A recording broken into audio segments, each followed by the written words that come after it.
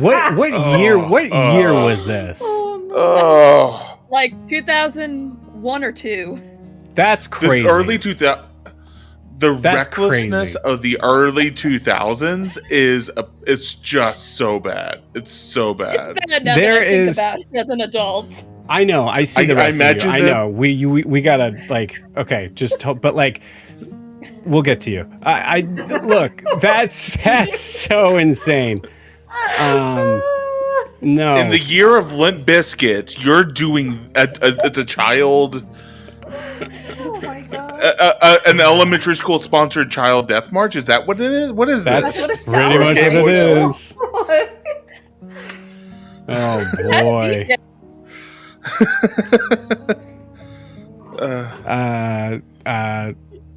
Sarah, don't run for political office because someone's going to bring that up and be like, yeah, she won that, so she was absolutely involved and was an active participant. An 11 or 12-year-old who just wanted a Game Boy Advance. Hi, everybody. Hello. Welcome to It's a Long Story, a place where we roll dice, we tell stories, other stories, and we create magic. We are here with our beautifully, hopefully non-dehydrated friends in the Brasslight, minus Rachel. Rachel is off today. Everybody, take a look at your camera, wave, and say howdy. Howdy. Hey, hello. All right, Hello. cool. Ryan, you get a point of inspiration for being the only one that said it. I said it. I didn't hear it. You were too quiet. I couldn't hear you, Lysandra. Didn't hear it. Didn't hear it. Welcome. Hi. For those who have no idea what this is, we are a D&D live stream that runs every Monday, Tuesday, Wednesday, Thursday, and Friday, having 5 parties, living, existing, and breathing, for those that do, in the same homebrew world, the wonderful, beautiful world of Estera. So, before we jump into tonight's session, first off, welcome, everybody.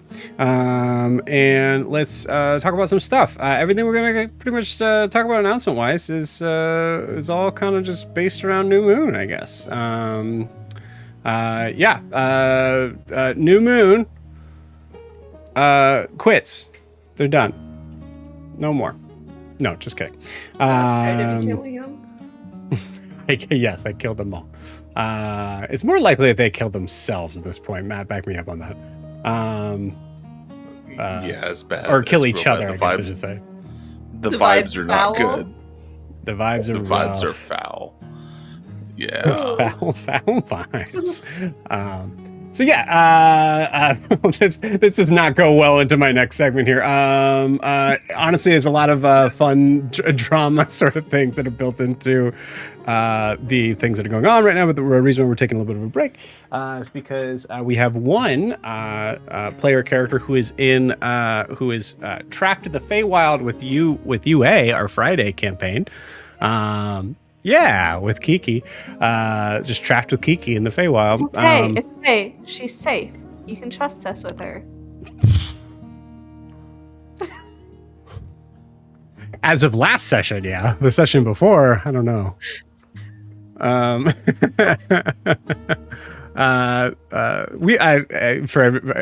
I hope this isn't. So for the person who's never watched this before, I promise we have fun. These are fun games. We have fun, okay? Everybody smile. All right. So we are looking for we are missing 2 people from New Moon for the next couple of weeks at least.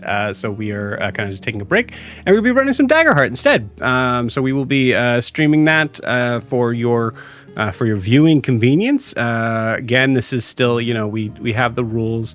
I've heard some things through the grapevine that they're already kind of starting on some errata stuff there. So there's a good chance that some of the rules will be kind of switching up a little bit, which I don't think there's any rules that need to be switched, but there are definitely some things that need to maybe be explained more. But yeah. So we'll be probably running that. We will be running that starting this coming Tuesday. So if you were interested in watching that, please stick around on the YouTubes and the Twitches. You can like and subscribe if you want to be reminded on that stuff. But also, we are looking for a new player for New Moon because we're kicking Matt out. So it's time. It's just, Matt, I'm sorry. I guess this was not the best way to tell you. I'm just going to devote more time to Brasslight, and I've been only spending about 30% of it in the chaos I've already caused. So imagine all of my powers What being have you devoted. done? What have you done? What have you done? Enter Sandman starts playing. Yeah. No, we are looking for a new player because we had to say goodbye to Nathan as a player as he has had some kind of job switches. We wish him all the best. It was a great transition. It was my favorite. Well, none of them are my favorite, but it went swimmingly. So we were looking for a new player for that. So if you're interested in joining us on New Moon's Tuesday sessions, first off, now is kind of the great time. You get a couple of weeks to kind of just make sure that you're fully kind of set up in the onboarding of that. If you're interested, go ahead and go to startplaying.games/GM/It's a Long Story, where you can get some details, some general stuff about the campaign. But I would say I would message me from there.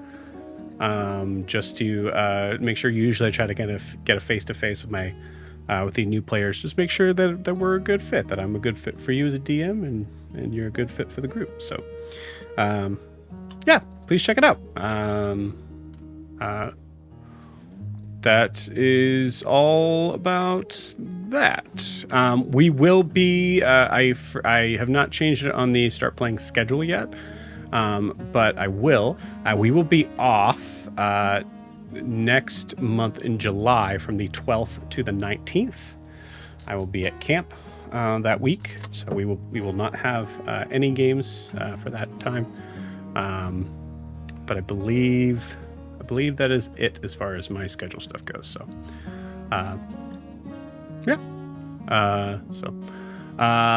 lastly, if you're interested in supporting the channel and supporting what we do, you can do so by going to where you are now, which is YouTube. You can like and subscribe us on YouTube or Twitch, wherever you're watching from us. And you can also check out our Instagram and TikTok down below, right down there at It's a Long Story _TTRPG. Where you can see some of our favorite moments of the past bajillion years, the almost half decade. I said on the other thing. That's crazy. That's it for announcements. So before we jump into tonight's session with the Brasslight, we need to get a recap of where we left off. So Kiki, please take it away. Cool. I was not focused. I was not preparing. Okay, we're That's gonna right. do it live. I believe you. So last week, the session began with Blair and Ophelia explaining to Lysandra why she should hit it.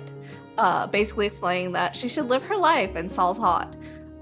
Jericho is in the corner, cowering and stuck in the middle of this conversation with every desire not to be included or involved or even hearing it at all. Meanwhile, outside, Timothy and Rasa meet Lucas, Lysandra's father. They continue to talk to Rasa. They continue to talk to him while Rasa sends Roadkill to warn the group of something. We don't know what. Lysandra notices Roadkill and goes to check with Jericho, but nobody notices anything beyond that, so Roadkill is ultimately ineffectual there. Eventually, Lucas notices his daughter standing in the doorway and heads straight to the garage. Timothy tries to kind of intercede to protect Jericho, or kind of block him from this new guy. Rasa tries to hunter mark him as he's greeting Lysandra, and he basically tells him to drop that shit if he's smart. Also dropping the body at Ross's feet at one point. The living body, just unconscious, to clarify. Eventually in this exchange, Jericho kind of sneaks off, quiet-like, and Timothy stands post by the door. The rest of the group try to spy on the conversation as Lysandra and her father walk a good distance away from the garage, shutting the door behind them. Rossa takes the injured person inside, and Ophelia sends Webb out to spy on Lysandra. Well, Blair also sneaks out to attempt to spy on Lysandra. Lysandra and her father end up discussing essentially, why she left, and they get into a bit of a argument about the family suffocating her and her need to travel and all this stuff. Family drama bullshit, which is paused when he notices Blair's little ears poking up from a rock somewhere and calls her out on it, and then hands a web to Blair, which she brings back to Ophelia, unaware of how that situation will unravel.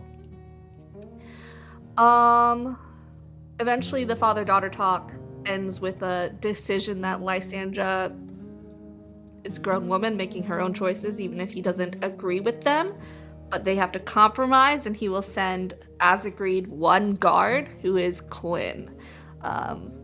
Very capable soldier, that's all. That's the only reason he's being sent. And then he tells her to talk to Mom as he hands her a sending ring and looks around for his bike. His bike, which, jumping back in time a little bit, Blair stole it. Blair stole it, but there was something else with Blair first. As Jericho sneaks off, I'm gonna jump to Jericho because my notes are chaos. Jericho snuck off to the giant fire pit things, trash cans, to read his letters. It lists 3 jobs, of varying degrees of vague, clearly written to prop up the pride or ego of whoever read it, but vague enough that whoever reads it will get the same ego boost. And Blair is a bit unclear about some of these Jericho's a bit unclear about some of these jobs, but hey, he said he'd do it for 10, so he's going to do it for 10. We don't know 10 of what, but 10. Blair heads back to Rossa, investigating Webb as she's kind of checking out this cool new spider.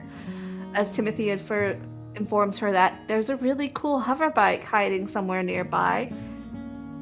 This is the same time where Jericho's coming back from reading his letters, and she hands Webb off to Jericho as she begins to look for the hover bike. The invisible hover bike, mind you, at night, in the desert. Inside, Rossa heals the injured woman who Lysandra's father brought back from the Umber. She pops awake and instantly starts threatening Rossa as she tries to figure out what happened to her ride. She tells him that her name is Sheila Flinch, she clarifies. And as she heads out into the night, she makes it very clear that she is Flinch. Gaspard... Rossa has a very awkward conversation with Gaspard where he tries to set him up with Sheila, and Gaspard keeps asking about Lysandra, and frustrated, the guy just eventually leaves the conversation and drops it. Yeah, dude, that was a wild conversation. That was a wild conversation. Not as wild as Inside, where Jericho kindly tries to return Webb, who Blair brought back to the garage and gave to him to return to Ophelia. Very uncharacteristically so. Yes. Ophelia has a bit of a freak out, tries to charm him, the spell fails, tries to charm him again. Jericho is frustrated and gently puts down Webb as she begins interrogating him about his patron and pushing the subject, and is overall very defensive about something very innocuous and small. Rossa backs Jericho up on his right to keep secrets as they continue to argue. Blair suddenly appears with the invisible hoverbike in hand. Don't know how that happened. Sneaking it even past Timothy, standing watch at the only entrance to this garage. Lysandra, meanwhile, is outside talking to her mother through a sending ring. As she's having this lovely conversation, that's when her father is looking for the bike, and he realizes somebody took my bike, and he pops into the garage to see Blair with his bike. Lysandra's talk with her mother is a bit weird. She's a bit out of character, but it eventually boils down to she is obviously stressed that her daughter's missing. There's a lot going on, and she's hurt by her daughter leaving. And they come to a amiable conclusion where she agrees that she will keep her father's ring, and Quinn will be sent to guard her, and she knows to behave around him because she is engaged. Back in the garage. Because mom knows and dad Because doesn't. mom knows, dad is clueless. Dad is a giant, scary teddy bear, Yes. who is currently gentle parenting Blair into realizing that she shouldn't have taken something that wasn't hers. I should have made you roll psychic damage, Sarah, for that. that was so good. As she's explaining it, or as he's explaining what she did was wrong, Blair mentions, "Oh, does it run on the thing Lysandra has?" Totally outing Lysandra for carrying around a Dominium core.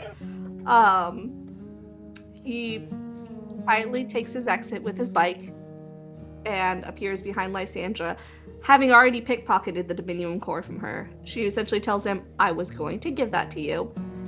I did proper procedure to destroy the bike, and I didn't want to leave that somewhere because that's bad.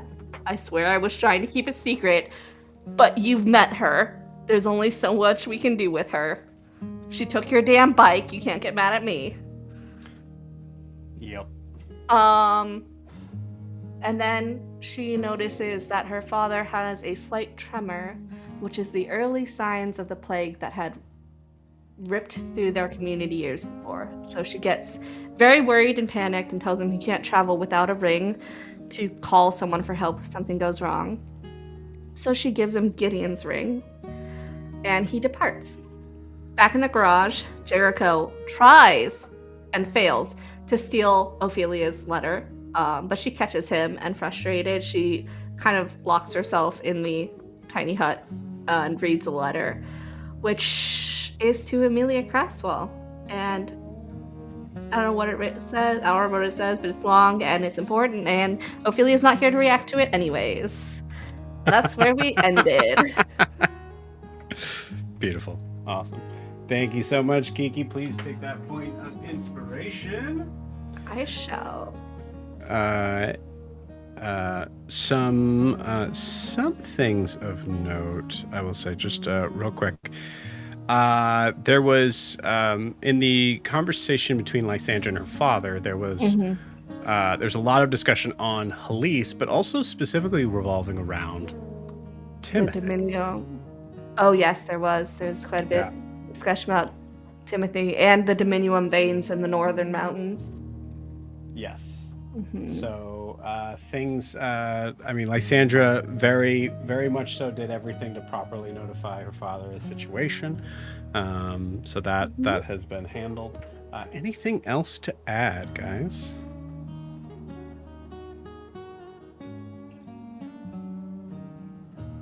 Cool. All right. Sweet. Well, I think I am ready on my side. I believe. You guys want to play some D&D? Great. Hell yeah. Yeah, because that is what we're going to do.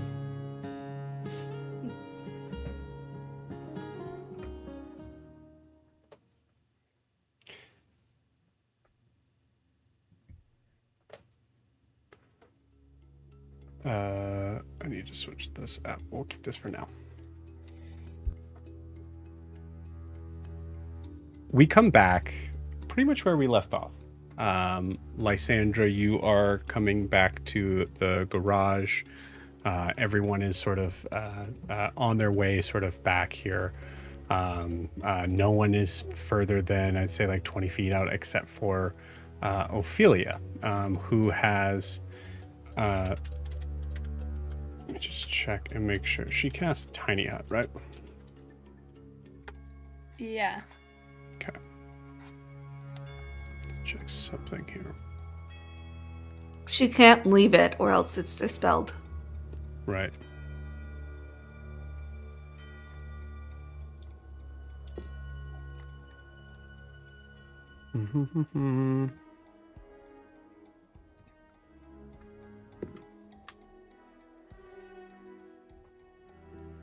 Okay.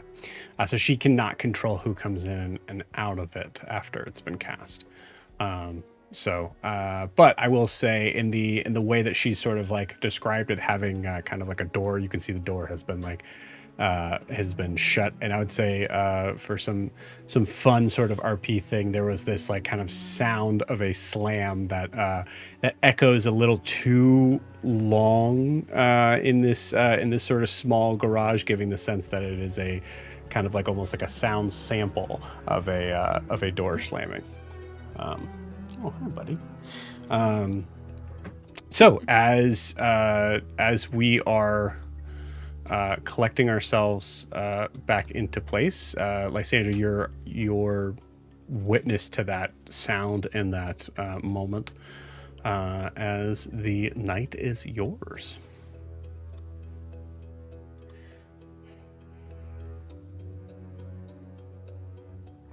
I think Lysandra just comes in very quietly, and her stuff is in the tiny hut, so she can't get to it, but she just like finds somewhere to sit in silence for a minute. Makes sense. Rasa, Jericho, and I guess also probably Blair, but Timothy, you all were privy to this extreme sort of emotional response from Ophelia, as I think, Jericho, you're kind of like just standing at the closed doorway. For sure. Mr. Rasa, thank you for stepping in and helping out in that moment. That was quite uncomfortable. Yeah, she likes to manipulate. So she does. I think you can... I hope my reasoning for trying to keep things secret makes a little more sense now. I wish I could say this was the first time she's tried to corner me like this. Yeah. Well, just keep an eye on her. If you need her help, you just let me know, okay? I appreciate that, Mr. Rasa. Thank you. You know what, Jericho? Fuck her. This is like the third temper tantrum she has thrown so far. I feel so bad talking about Rachel's character like this. I really do. I'm so sorry, Rachel. Yeah, fuck Ophelia. It's what my character would do in this moment because it just happened. Okay? It just happened in story. Rachel, we love you very much. We have to imagine Yeah. you're here, you're just behind the door, okay? That's right. Hearing everything we're just talking about you. So it isn't behind your character's back. She's hearing everything. And That's she's true. And she's crying. She's crying behind the door. No. Sorry. What did Blair just say? I'm sorry, I broke his head of RP. Fuck Ophelia. This is the third temper tantrum she's thrown in like 2 days. Matt just wanted Sarah to say that again. I just wish that we could. If we're going to travel together, I wish we would just be kind as we do so. I don't think that's, I trust you all, or I need to trust you all as we're going about this wilderness together. I will say I trust like 2 to 3 of you at most.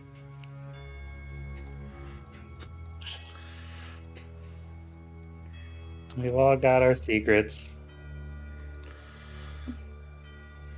I also recognize that Ophelia was brought up that way. So maybe a little bit more patience if she's trying to earn our trust. Perhaps. Mr. Timothy, what is your? Because I'm assuming Timothy's here with us. Mm-hmm. Mr. Timothy, what is your thought on the situation?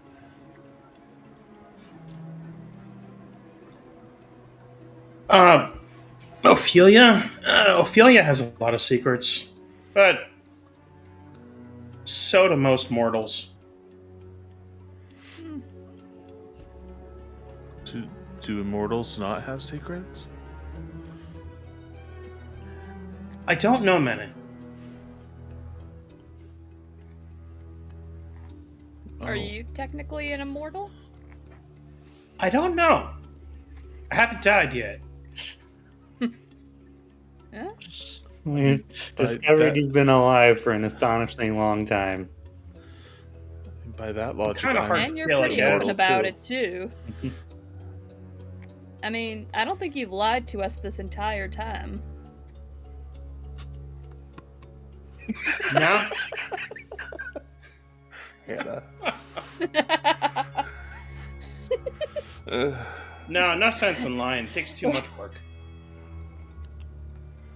That's because you're not doing it right.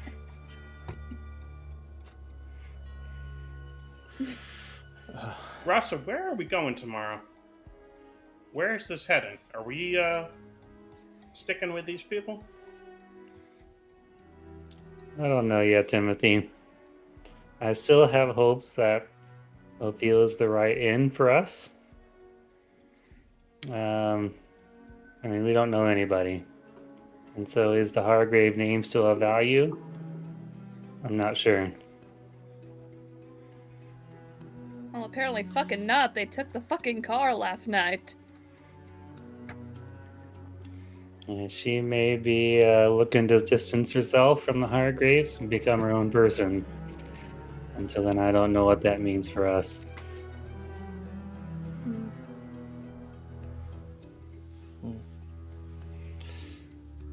What more do we need to do in the city? I guess. I don't think there's anything else here. Gotta get to the head of Well- the snake if you want to do anything. Well, unless we find the grip whip, then we have to find another way to leave the city.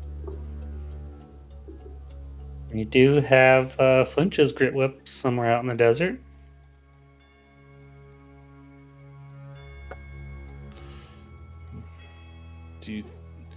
Mr. Rasa, do you think your animal companion could find that for us? Do you think they'd be able to? I mean, it's worth a shot, but it's a big desert. Maybe we can track it, see where it went, see where that came from.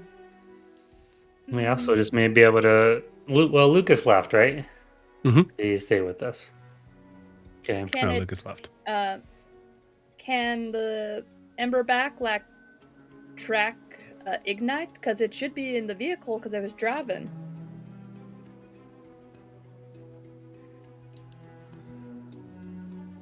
So as good a shot as we got.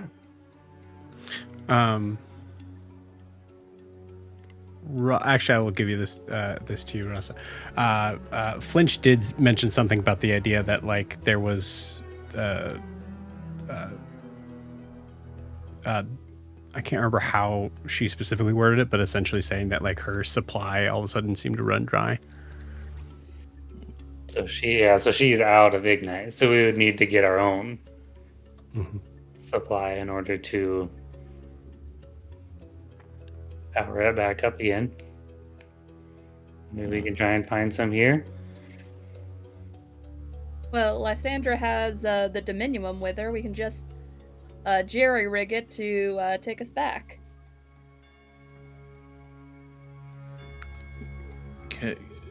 Maybe. Yeah. Lysandra, you done pouting over there? Hmm? Trying to plan what we do next. Yeah, sure. Wherever we're going, it's fine. Okay, we might need your dominium again. Hmm. That won't be possible. Why is that? Because it is headed home with my father.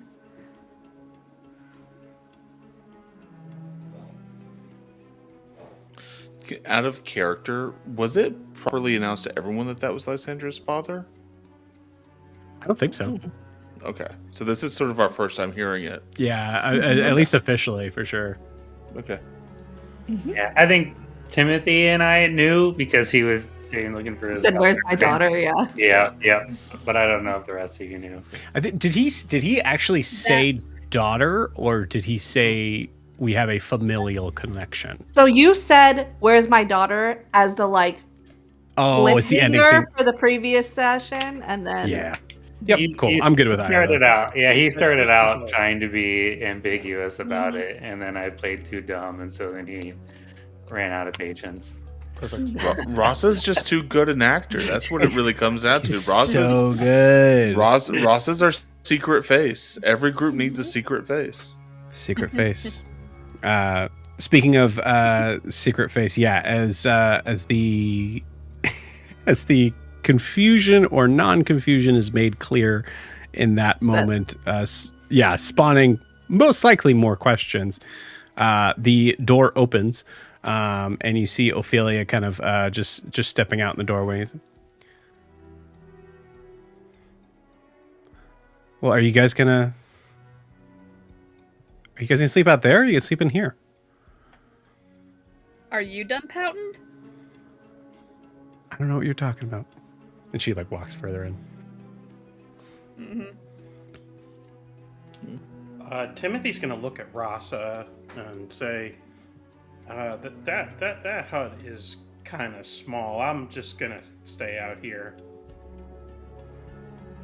I was actually maybe thinking about spending the night out with Roadkill.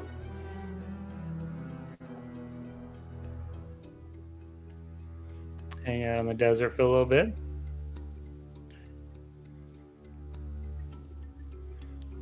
I mean, I'm going in the hut. I'm just a little guy. Timothy looks at Lysandra. Your papa seems like a nice guy.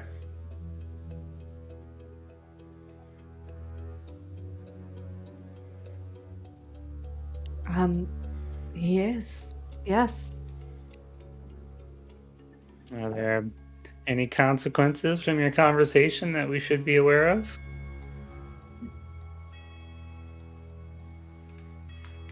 I want to roll something real quick. Sure. Hold on. Sorry.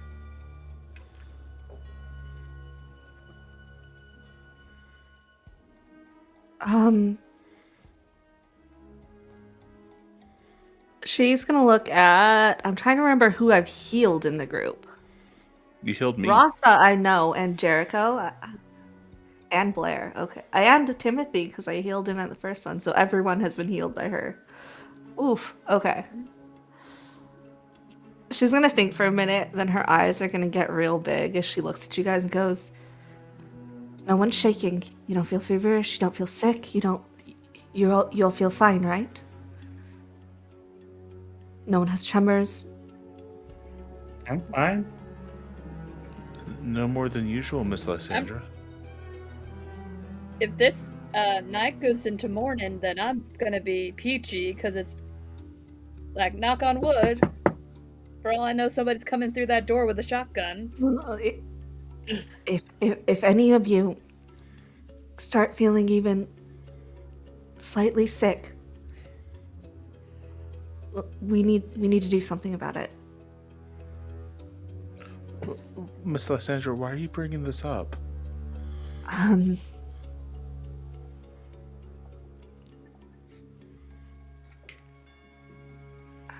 Oh, okay. The plague I mentioned on the train when I was trying to explain vaccinations.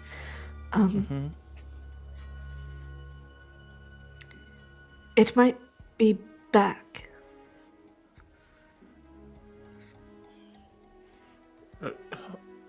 How do you know? Did your father tell you it was back? He has his suspicions.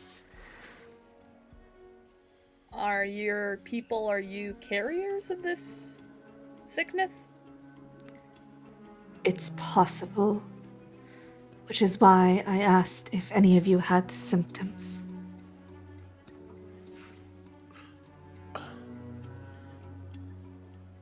How bad is this plague, Miss Lysandra?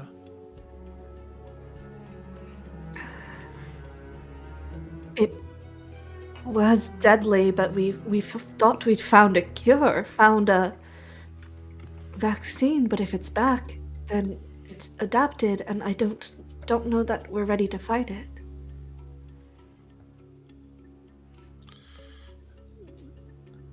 So you said your dad had the plague? I had it when I was younger. It almost killed me. But we've all been vaccinated against it.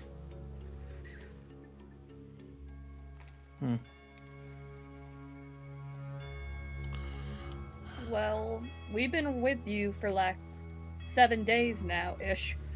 And, like, if we were, anytime we'd be sick, it'd be like now, right? In theory, yes. We just need to keep an eye on it, and we'll just keep an eye on it.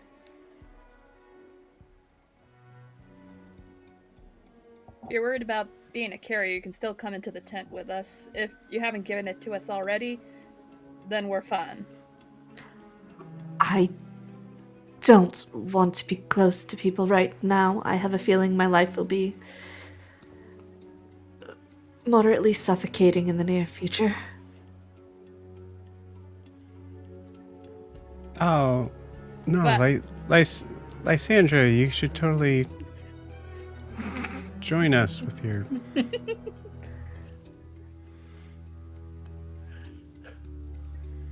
I mean, if Blair's Yeah. not comfortable with that. No, I'm comfortable. Blair, Like- didn't you... Weren't you saying that you're, You remember. What?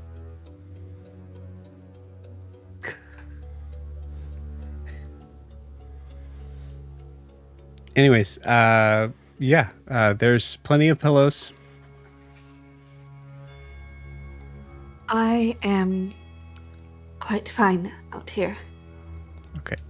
All right. The blue ones are mine. Just heads up. Wow, what a surprise.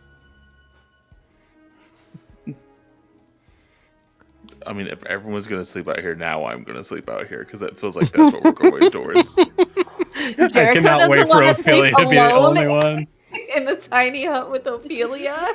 Is this the campaign where I start wiping Yeah. off my groceries with bleach, Joe? Is that what this Yes. is going towards? Yes. Oh, God. Yeah, I guess I'll sleep out here too. It's actually not so far off from my workshop. You should know. My father wouldn't let me stay without a compromise. So you going home? He's letting you. He's letting you He's- keep the hover back. He's coming with us? No. He's sending someone to guard me. Oh. From a distance or with us? No, I'm fairly certain he will be right at our sides. And who is this person, Miss Yay, Lysandra? His name is Quinn. Mm-hmm. Oh. His. Yes, he's a very capable fighter. We trained together as paladins. Oh, he's Ophelia, that you see, friend. sorry, Blair, you see Ophelia continuously trying to kind of catch your eye and just kind of like doing a lot of eyebrow raising.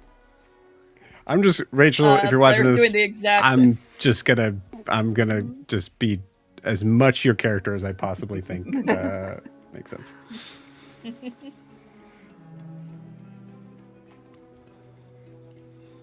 I mean, that doesn't seem like a bad thing in rough parts of town, but I don't know. We'll decide when it gets here. As long as you're aware that we will have another joining us. That's Is there anything about this person? Is there something bad? It seems like you're Yes, not happy. details. no, he's not bad at all. He gave me this scarf. He's So many eyes. He's- Blair, so many eyes. It's just that the whole time. Sorry, go ahead. he's the friend I mentioned on the train. Not the fiance, but I have been reminded that I am engaged, obviously, and we're just friends. You're just friends. They're just friends, Blair. Yeah, they're friends. They're friends. This just keeps going. You know, I was once told about a silence spell. I wonder if I could learn that. Don't- Gaspard, is there a place to get some ignite around here? You see Gaspard, who seemed like he was not in this scene, but I'm going to say that Rasa just spots him kind of peeking around the corner. What? Yeah, you got some ignite around here? Is that a possibility? Yeah. You could pick some up in the morning? For what? It's not like it's a... I mean, I can't just like... It's not like water. I can't just like go... Like, I need to have a reason to pick it up. It's for a grit whip.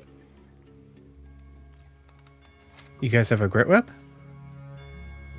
Unofficially, yes. Oh, okay. Yeah, all right, yeah. Where you need a mechanic? Where is it? We're working on the location, but we'll probably have that dialed in tomorrow, hopefully. But we need some. Okay. What model is it? You're asking the wrong person. Is okay, all right. So is the motor... Is it a 6V engine or an 8V engine? We haven't seen this thing yet. Does it matter? You haven't seen it? If it's like the one that we had last night, it's a newer engine that a rich person made, so it's only for looks, not for show, it looks like. But it drives pretty well. Okay, all right. So decent amount of torque. Might need to be worked on the top end. Okay, all right. Are you looking to? I had some ideas. Of maybe getting, this guy. Sorry, this guy. Maybe like a permanent sort of seat and something like that he could actually just be able to kind of maneuver around and be able to have a kind of like and basically describes the Luke Skywalker R2D2 thing where like R2D2 has its own little like pod in the front of the. I actually do like that idea. I was thinking more of a seat that could like shoot out of the actual grip whip, and then the chair spins around like in Jurassic Park 2, the car with the attachable sheet. I don't know what the reference is, but yeah, absolutely. Okay, cool, awesome. Yeah, just bring it by, and then we'll work on it. We'll just get it. We'll get it going. Okay. Blair just starts like showing notes of what she wants to try to do, like this and this. Gaspard is fully enthralled. Blair and Gaspard are just locked in conversation for the next few minutes.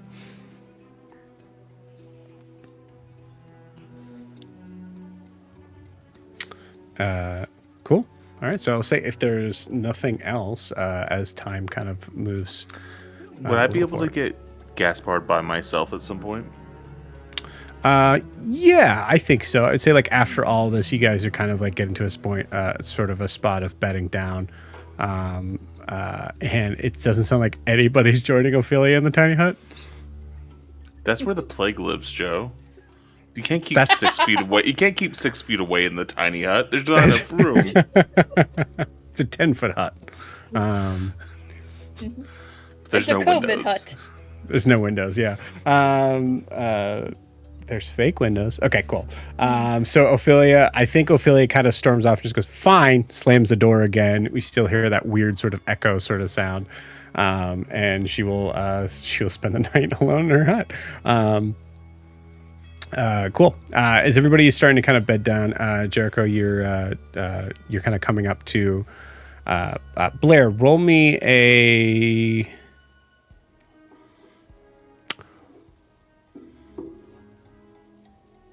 How long do you think you would talk to Gaspard about this? Probably maybe 30 minutes to an hour if he has all the equipment. She was hoping to add some things like extra tires, reinforcements, because I don't want those things to attack us again and be unprepared in the desert. You don't see any you don't really see very much like spare parts in this garage, but he is like listening and kind of like looking through and trying to like kind of listen. I would say I'll say Blair, roll me a. I'm gonna say we'll do a contested Constitution saving throw. Okay, I'm good with those. 24. 24. Cool. Awesome. That's great. I love it. This was basically who is able to nerd out for the longest. As Jericho, you see, as you come up to this conversation, you see that Blair is still talking. You see Jericho has gotten a little bit more glassy-eyed. Or sorry, Gaspard has gotten a little more glassy-eyed. Yeah, we could do that. We could do. What time is it? Yeah, no, that sounds. I mean, you wouldn't be able to put it on the same side. And Timothy really wanted a drill when we took yours and we didn't have time for it, so either we get a smaller drill or put little drills on the tires. I don't see why we would need a drill. Attack. Yep, okay. So we could talk about Timothy it. is standing next to the door, Mm-hmm. and he looks at Blair. Blair, he's falling asleep. Oh, He's not going to remember half of what you talked about tomorrow. It's all something right. about a drill. I apologize. It's just, I'm sorry. It's been a while since I've talked to someone who actually knows what they're like. This was very riveting. I'll leave you alone to go to bed. Okay. Goes to turn to go to bed and faces Jericho. Yeah, I'm immediately. Mr. Gaspard, I'm so sorry to bother you. I know you're trying to rest. Do you have a moment for just a quick question? I promise not to talk your ear off. You promise? Yes, sir. I found these mechanical wings, and I was hoping you could shed some light on them. And I don't know. I was hoping maybe You took my I wings? could use them. I don't know whose they were. I just saw them and we were running, and I thought wings might be useful in a fleeing situation. Okay. You saw them and we were running. Mm-hmm. I know exactly where they were. You were there for, I don't know, about maybe 30 minutes. I reckon about that much, depending on how long the fight lasted between us. Yes, sir. Okay. Yeah. All right. Go to town. I mean, they didn't work. So. Do you know what it was about them that didn't work? Maybe I could have Blair take a look at them, and I just was hoping you could shed a little bit of light on what might make them useful?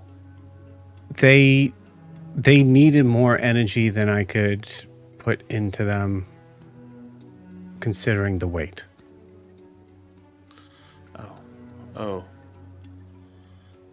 Okay, so maybe something stronger than... Understood. Okay. Yes, something stronger than ignite. Okay. Thank you, Mr. Gesper. If that's the only thing wrong with them, I'll just keep an eye out and hold on to them, and they'll just be around. I appreciate your... Or...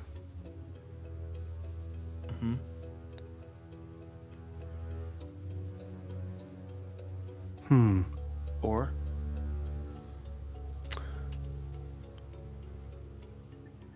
How much do you like... do you have like a favorite leg? Like which leg do you favor? Let's see here. I think canonically I'm right-handed. So hold on. When you carry it, when you use a walking stick, do you use it on your strong leg or your weak leg? I think you use it on your strong leg, right? My right leg is my favorite.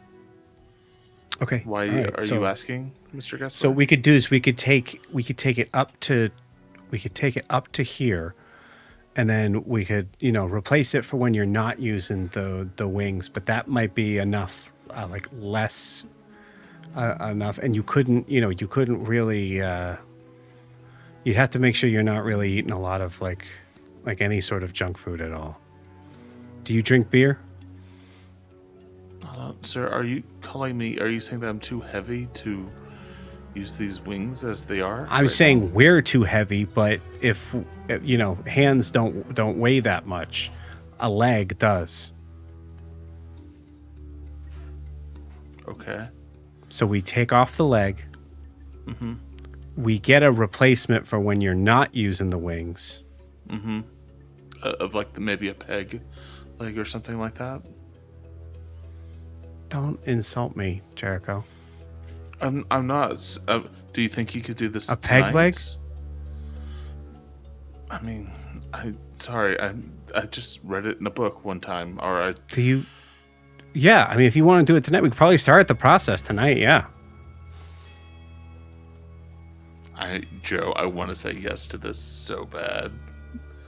Really? Jericho would be like, yeah, I'll take off my leg to have wings. No, not at all. In character, in a limited, and it's probably a limited capacity. That your patron just regrew.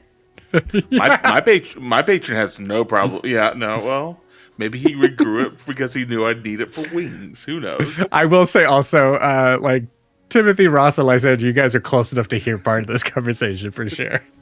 Lysandra's just staring wide-eyed at this conversation, like, what the fuck is happening? Jericho, didn't I ask you maybe a couple days ago how attached you were?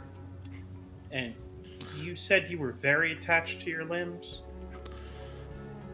If you want a peg leg, then we can go to Nexus.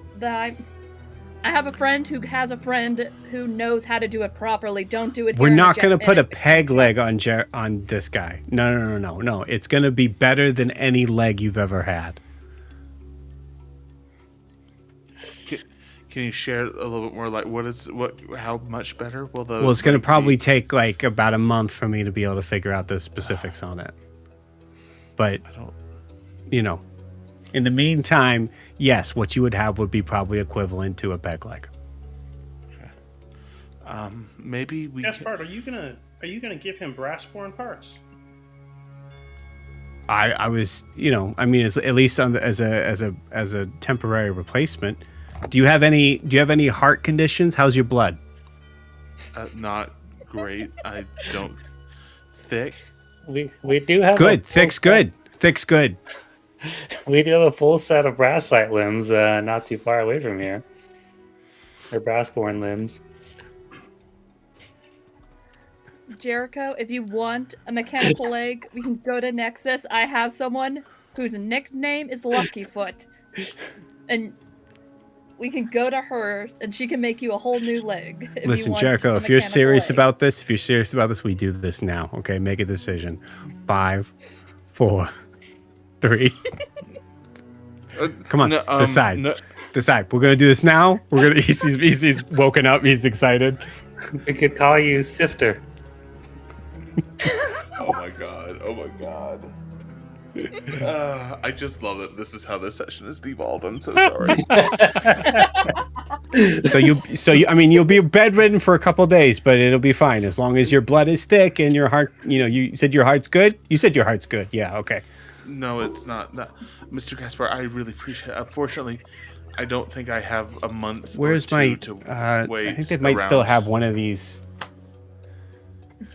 I'll be right back. I'm just gonna make sure that there's still, that we still have a blade that's sharp enough. I'll be right back.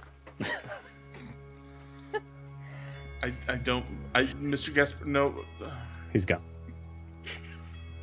I'm gonna turn to Lysandra and go. I've changed my mind. I don't want my leg cut off. Then, Miss Lysandra.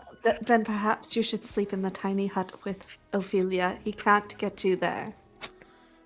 But I'm just as scared of Miss Ophelia right now. This feels a rock in a I hard can't place. risk killing you right now because I might have a plague that could kill you. I feel Oh, you're stuck. gonna hold that now that you're not gonna heal us? Jericho, I want to. I'll make Just sure that trying to Gaspar think. doesn't hurt you. Mr. Timothy, you'll make sure of that, please. I'll make sure of that. No worries. I'm not wholly against the leg. I would be fine with being part Brassborn. I for sure cannot waste a month right now. And I have Here, things let to me do. see the wings. I'll hand him over to Blair. Okay. Investigation check? What are you trying to investigate? If he's right that that Jericho of the entire party is too heavy for these things, what type of materials it was used with?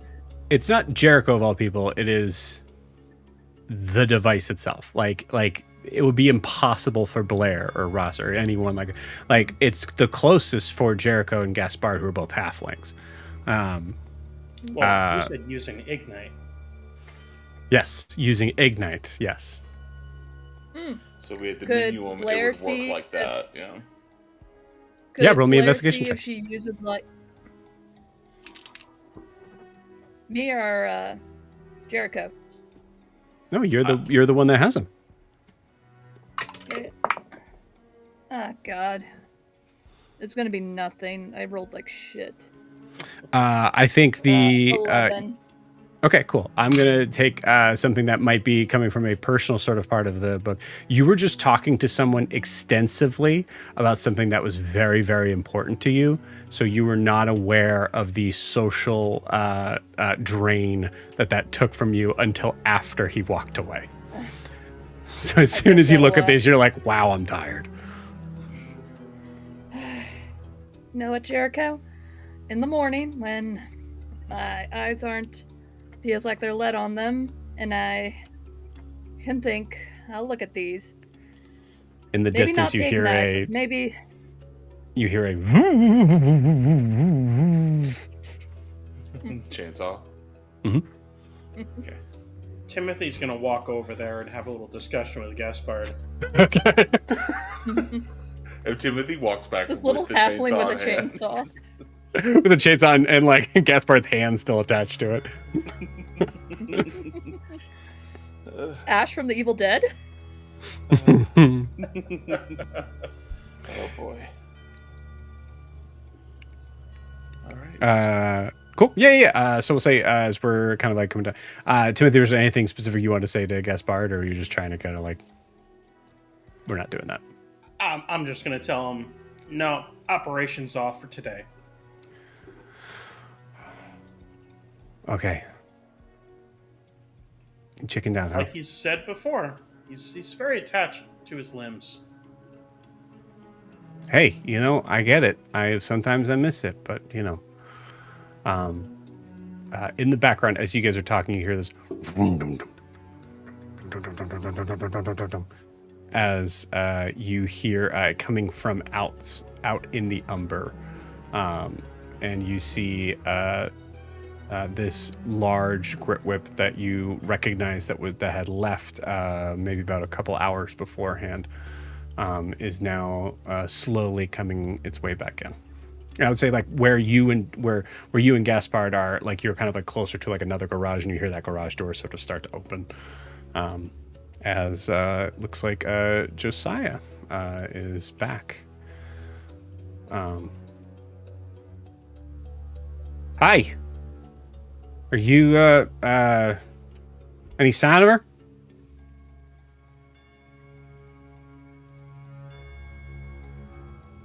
I couldn't understand what you said there, Joe. Any sign of her? Any sign of flinch? Is that what you're talking about? Yeah. Yeah. She was here and she left. I don't know. 20 Oh, minutes ago. thank goodness! Oh my gosh. Okay, all right. Because we found her grit whip, but we didn't find her in it. We were like, oh, for sure, the Umber took her. Some sort of spirit demon. Nope, just my dad. What's that? It's fine. Okay. All right. Okay, good. So she's back. Okay, great. Father saved her life. Hey, that's very exciting. Hey, good for you.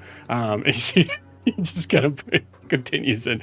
All right, everybody get out of the way. And pushes the drives the grit whip into the garage. Everybody have a good night. We'll see you in the morning. All right, good night. Night. Okay.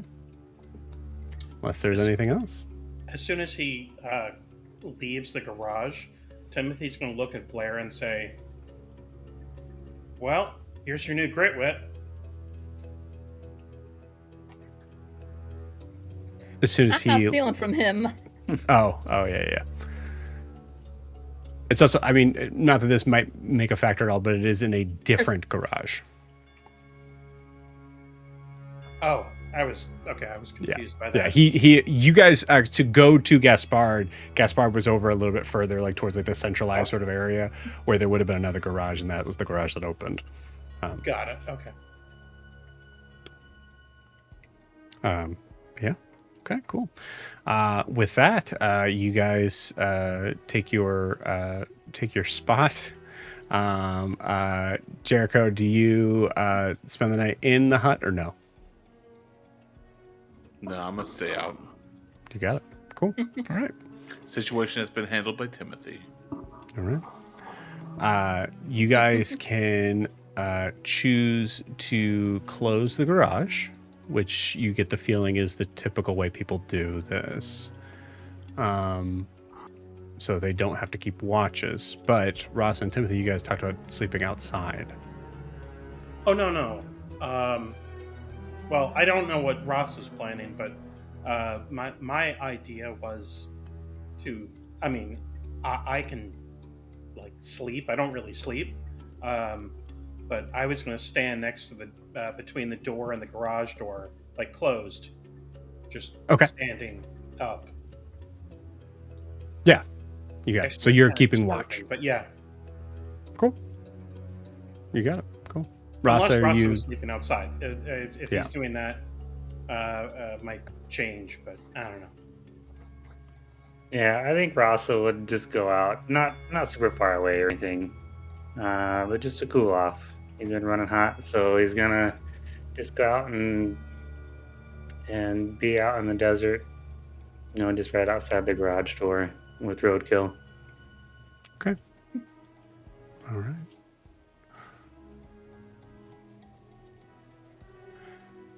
Okay. So for the rest of you, I can go ahead and mark your long rest for Timothy and Rasa. Timothy, I'd like you to roll me a perception check. Rasa, I'd like you to roll me a wisdom saving throw. Oh, that was really good. That was a 22. 19 for me. Okay. Very good. Cool. Ross, as you're outside, you see nothing but the full, not darkness, just black, just a coat of black across the desert sand. Only being able to see like maybe about 10 to 20 feet out, given the embers that are still kind of smoking from the trash can fires. You see that same sort of strange, distant light. The same forms. Roll me a d10.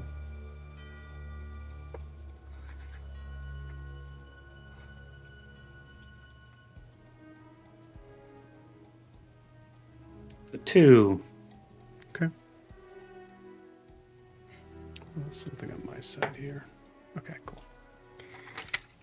You see two of them standing side by side, holding hands, seemingly. It's hard to tell. They're just these sort of black silhouettes of with light kind of reflecting around the outside of them. But you know what they are and what they are not. Yeah, I think I take my like duster off and I use it to like cover my face. And I always picture like Rasa like half burying himself, with Roadkill's assistance like under the sand. And so you're not exposed, you don't have to see these things. Okay. You got it. Roll me an animal handling check.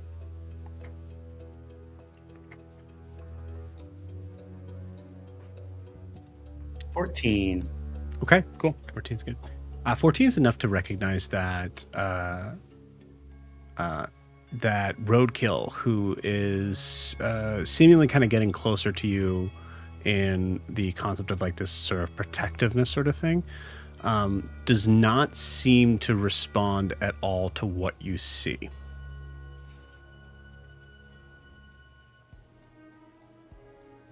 So it's just for maybe those who are more intelligent. I'll say because you were just under the mark on that, so I didn't outright tell you yes. Okay. But you can kind of direct him to like stand in a position and like sleep there. Mm-hmm. So cool. Okay. All right. Timothy, with your perception check, you see this going on with Rasa,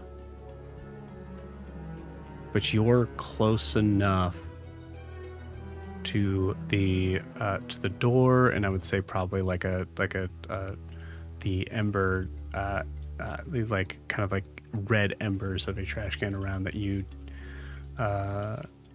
don't really see anything, but you see Ross's response to something. But he looks safe. Yeah, doesn't look Good. Give him his bothered. space. Okay. All right. With that, you all can take your much-deserved long rest. Blair didn't get shot this long rest. Nope. I know! First day of the Wait, campaign, you didn't get shot. I did think about, I will say just for fun, I did think about the idea of how, like, if Sai was coming in a little too hard and like a rock shoots out from under and like hits Blair. That would have been Decided so against funny. I did decide against it, It's though. gonna be funnier if she gets shot early in the morning and if it counted. Yep. Beautiful. And by the way, I just looked. We have been 10 days is game time. I keep forgetting. I've been keeping track. 10 days? I mean, I'm All keeping right. track, and I'm only at 5 days, so I don't know where you're doubling these days, but just saying. This is our 4th long rest we've had. Interesting. Either way, the morning breaks out over the Umber as there is all of you are awoken abruptly by the sounds of engines starting in the morning. Everywhere around, everybody who is even within about 50 feet of these garages are immediately startled, woken up by this sound, as you see 7 different grip whips come out and just and then just kind of pick up dirt and dust. Rasa, give me a no, I'll just tell you what happens without you immediately get buried in this sand. As you see, I would say most likely roadkill, as soon as hearing that, actually kind of like dug underground. And you are not hit, which is good. But yeah, you all are startled awake by that sound. Blair does that like cat thing that rah! Yep, beautiful. Her hair's just all poofy and so's her tail. And I'll dust myself off and head back into the garage. Okay, cool. As you dust yourself off, you start to look back, and yeah. So I will say you see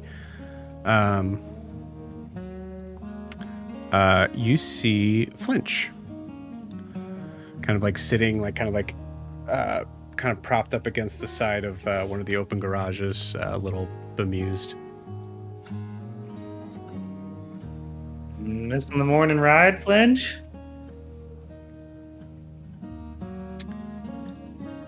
Yep. They sent Gaspard out to take a look at it, but they know I'm no use, so. Is this a normal ritual for you guys every morning?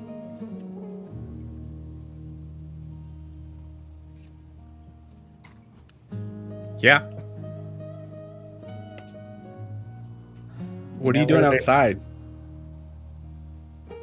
Just sleeping. You're not afraid of the nightmen? Nah. Been around for a while.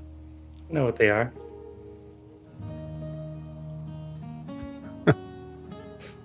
Okay. All right. Well, you guys hungry? We still got made a stew this morning. Yeah, sure. Okay. It's from the bones of the scorpions. Okay, I just realized that it was scorpions. Never mind. I was thinking they were like rats or something, and then I remembered what I said it was. It's from like, you know, the leftover, the carapace of the scorpions. Desperate times here, if that's what your soup is made out of. Well, I mean, you know, we had a little bit of broth of something. Sorry, you don't need to explain to me.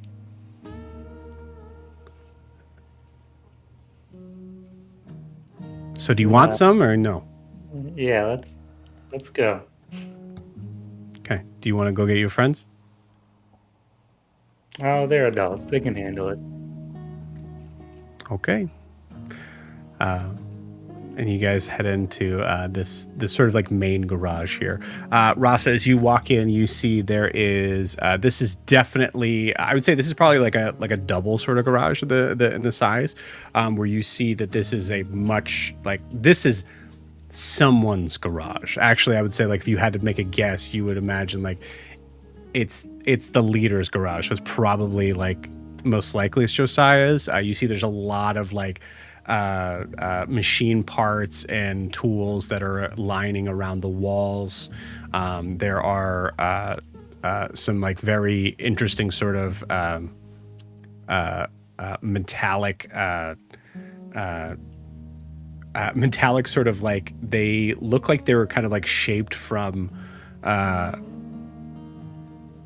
something that's not necessarily invented yet, which would be road signs, but they're that same sort of like sheet metal sort of thing that has been like shaped into these like sort of strange geometric shapes.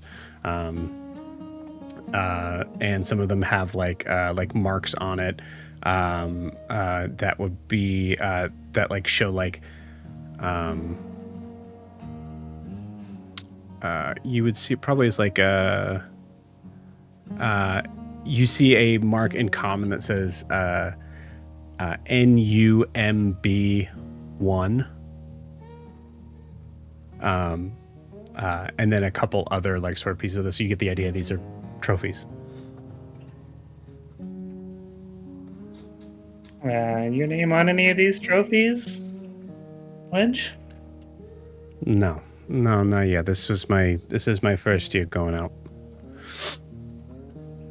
And your grip whip's out in the desert. Old Gaspard bailing you out. Yeah. Okay. Yeah. Old Gaspar. Wait, are you the guys that brought him back? Yeah. He brought us here.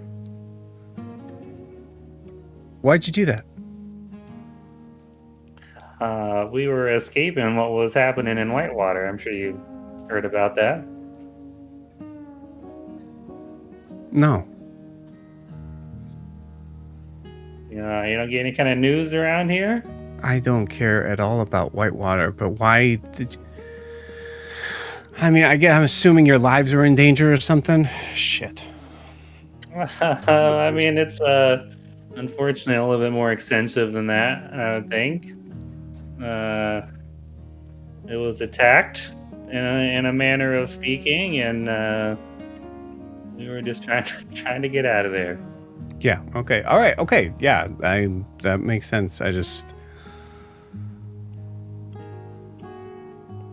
after Gaspard left, I was next in line, and now that Gaspard's back, I'm the kid again. You can see how that's a little tough. Yeah. We are looking to maybe book, travel to the next city. So maybe we'll hire Gaspard and you can take your place again. Yeah, get him out of here. All right. I mean, I'm 20 years old. I'm a full adult. Never said otherwise. I know, but they see me as little Flinch. And then I said, no, it's Flinch. Not little Flinch. Also, Gaspard is half my size. It's such a bad thing to be the kid of the group. Yes. Have you been listening? Yes. No, it has. Yes. I get babied everywhere I go, which is here. You'd prefer it to be harder, more difficult? I just want to be considered to be, one of the crew and not hanging back and making sure that the soup stays warm. Still plenty of years ahead of you. So you're one of those old men, huh? Yeah. That's what happens to all old men after you've lived a hard life for a long time.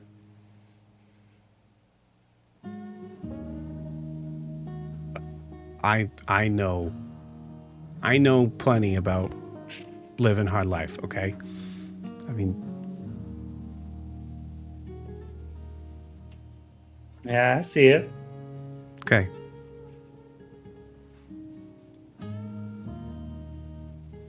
We're gonna get some soup, or we're gonna sit here Yeah, I guess we're gonna get some soup. staring at the trophies we don't have. Cool. Between Lynch and his conversation with Gaspard, Rasa is definitely not the face of this party. Rasa is old manning it up. I love it. She's so young. It's like whatever you want to tell me. Yeah, it's fun. Yeah, whatever. Yeah. You know everything, of course. Yeah, I love that. Cool.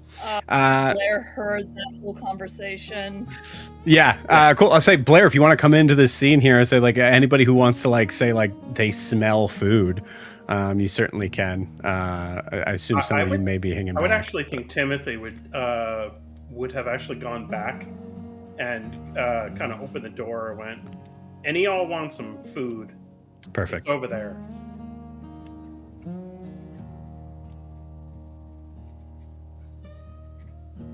Breakfast, anybody? Sure. I'll join you. Sure. I'll walk towards the food. Cool. Yeah. So one by one, you guys kind of join in this area. You see this. Blair, you see I would say an area that I think for Blair, there's a moment of feeling more nostalgic than you like, or more homesick than you've been in a long time. This place is not, like this, certainly not state of the art. There's nothing really here that you haven't really even necessarily seen before. It's definitely more machine part stuff than stonework stuff. So there's like something, but like it's all secondhand, hand me down sort of things. But it's all together, and it's like you can smell the like that sort of scent of like this like sort of what I imagine to be kind of like a fantasy sort of version of like this like kind of like gasoline sort of scent, and this the sweat and heavy machinery work that has been done here, and yeah, I think there's a possibility it makes Blair miss home a little bit.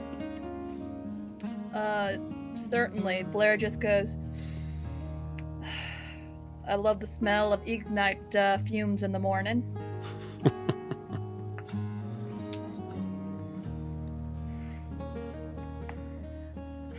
And grab some soup, Blair. Is it still the scorpions from last night? Yeah, it's scorpions and broth. I've had worse. And it was actually okay. Did you make this? No. I don't make the food. Alright, you don't have to be all fucking grumpy in the morning. She just keeps it warm, Blair. Yeah, I just keep it warm. You make the food. She does not catch the hit. I just keep it warm. Yeah, she's a little bummed out because she doesn't have her grit whip with her this morning. Didn't they bring it in last night? No. Or they found it in the desert? Yeah, they found it. Gaspard's going out to look at it. Wonderful Gaspard. Yeah, he's pretty cool. Me and him were talking about adding modifications and stuff to our I'm going grip over once we here, finally and she get it. walks away from you. Well, I wanted another opinion since you had a grip whip. He's overrated. I don't think Just she wait likes until. you. I see. There's Nothing to, a lot of people that get that impression of me. it's nothing to do with Blair, and everything to do with her affiliation with Gaspard. I was gonna say, yeah. Do you let them know like the lowdown of the? Yeah, I would fill them in. Yeah, she's a little hurt that Gaspard's back, so. And, Drop get that. the rank a little bit.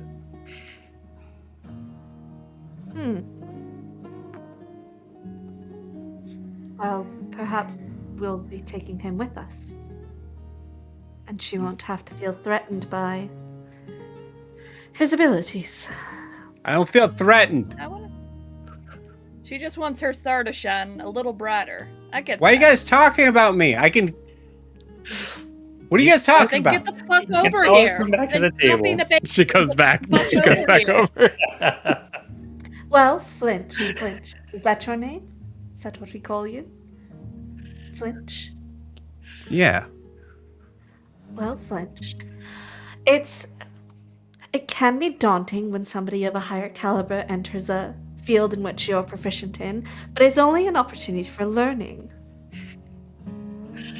I don't know if higher caliber was the right term there, Leslie. Man, you started so high with me at the beginning.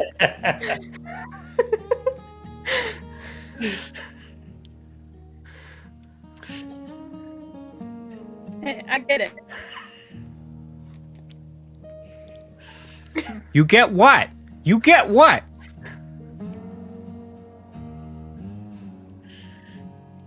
You're like what, 19, 20? I'm 20 years old. I'm a full adult. Yeah, you're a full adult. You know everything. You know everything. You want your star to shine brighter. Have you won any of these races? Have you made anything? Listen, to hey, make, what's your deal? Okay, I offered you guys some scorpion stew with broth from something, and you immediately come in and I here, thank you for it. and this old man is old manning real hard at me, I don't think that's proper grammar, but... and then you came in and made me feel real good by calling me by my name, and then saying I'm dumb. I did not say that. This Yeah, guy there's a little looks at implied Timothy, who's there. This guy hasn't said one word to me, but I know he's an asshole. I know it.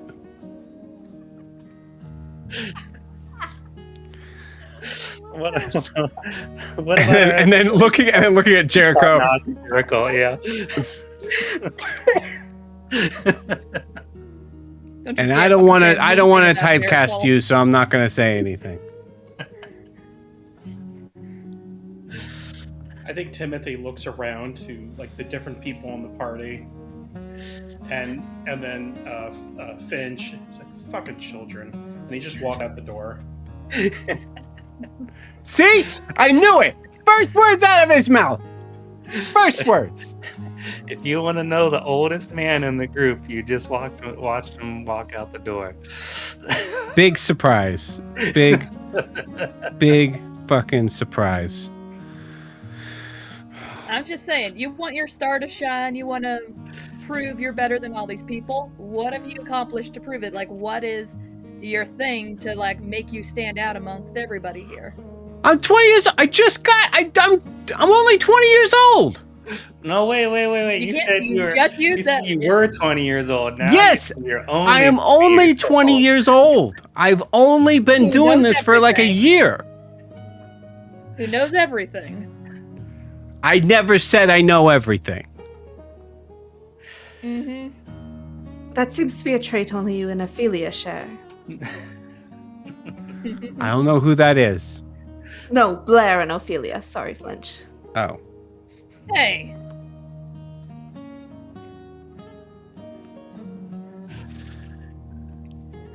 Your day will come, Flinch. anyway, I was gonna ask you. Oh, you go, Rasa. Sorry. Go ahead, Blair. This is your forte. This is technology and grit whips. Well, since you're in the area and you probably know it a lot better than we do, I was wondering if you knew places where I can get some things done when and if we get our grip whip back. Do you guys have a grit whip?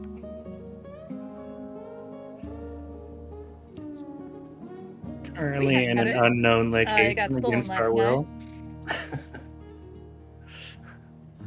Got That's a stolen. nicer way to put it.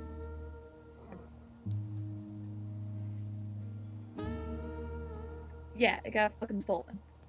By who? Yeah, we don't Someone know. bold enough Do to you steal a know Hargrave people who car. steal? I don't know what a Hargrave is, but I know some people who steal rides. Then perhaps you could aid us. You clearly are the only qualified person here capable of such. Are you making fun of me? No. You're the only one who has said you know people who steal rides. You're the only one with the requisite knowledge. Yeah, but the way you said it's just the way you said it felt weird. That's just the way she talks. She's from a Just different place. speak a bit more formally than perhaps some do. Are you saying I'm stupid? No. I'm saying we need your help, French. Okay. Yeah. If you know what it looks like, or what it did look like, this might turn out to be a pretty cool day after all. Yeah. And Blair just goes in every detail she can about the grip whip. Okay. All right. Well, we'll probably need to be cool about this at first, and then we might need to then not be cool about this once we know for sure. We're If you catch my drift. really good at both of those things. But I would say the not being cool Yeah. part is a little bit better.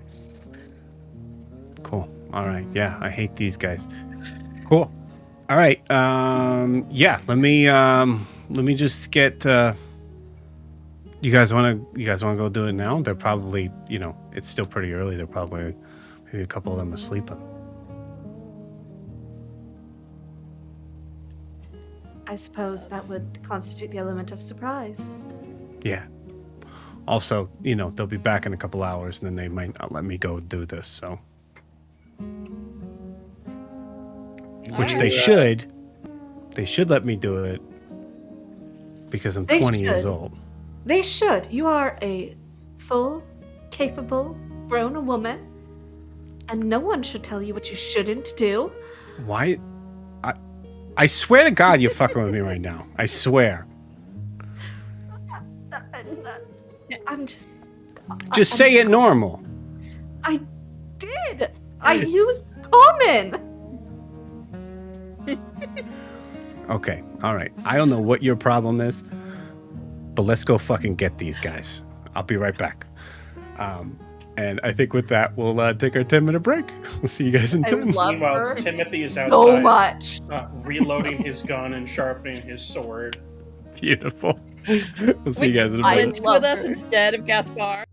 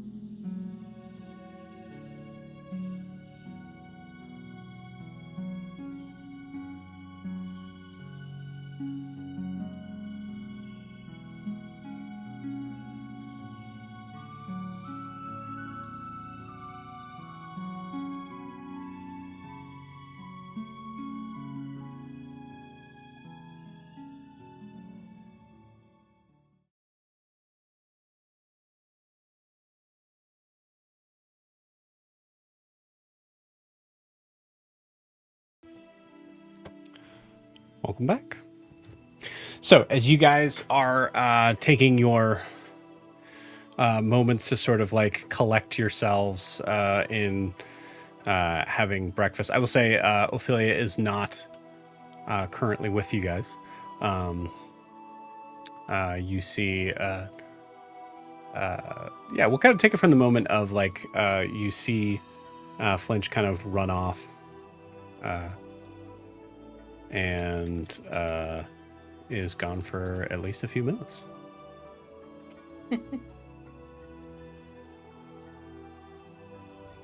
Well, we might get the grit whip back. But what do we do when we get it back? Maybe she could fix it. She's interesting. Perhaps she can fix it. Yeah. And maybe, like Lysandra's dad, apparently, saved her life. Maybe, Josiah is his name? Yeah, you would know This him is as Sarah Sai. asking. Sai. Yep. Sai. Maybe Sai could help us out with some parts so we can actually make it look like a grit whip and not just a shell, so it can actually survive the desert. I mean, Ophelia has all those jewels, she may be able to trade for parts.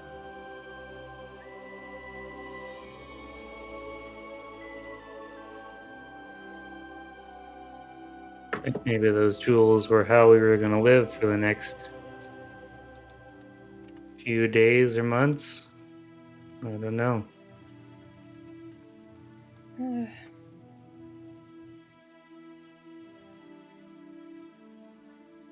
Could I do, like, remembering what it looks like, the bare essentials, what it would need to survive the desert, like tires for the dirt and suspension and all that? What are you trying to figure out? Like, we can't take the grip whip as it is now, since it's just a shell, into the Well, desert. are we going right? north or are we You going don't. south? I mean, you don't have any grip whip at all right now. If we do get it back. Okay. But maybe I'm wrong, but I thought that going north there wasn't a desert. There's not. Yeah. Okay, this is just Sarah being an idiot. No, I mean it is. Why can't we take the train? Because we know the train. It's not running south anymore, or that we know of. But we know it can still run north from here. Why can't we take the train? Good. Wouldn't that be cheaper than fully restoring a stolen car? Cheaper? Not necessarily. No. Mm, Riding in the Brasslight's pretty expensive. that's fair. Mm-hmm. What if we, out of character, what if we stowed away on the Brasslight? Hear me out. Hobo You want campaign. to stow away the 6'4" paladin and the 6'4" metal man? Yeah. And Yeah. Why not? Was there a Uh, problem with with- that? I don't understand. rats like security roaming around each car. Jericho. That'll be We'll you just- talking we'll- to Ophelia and trying to convince her to live like a hobo. Yeah, you That's guys are about the stealthiest group I've ever had. We don't even know what her opinion on baked beans is, so maybe this is not a good. She heard scorpion stew and Cola decided to shoes. just stay in the tiny hut all day. Well, it was an idea. That's as a player to player. It's just an idea. Like, we saw Yeah. her version of camping under that tree, how bad it was. Well, we're traveling north, so if we get the car, Grit Whip, it'll be one option for us.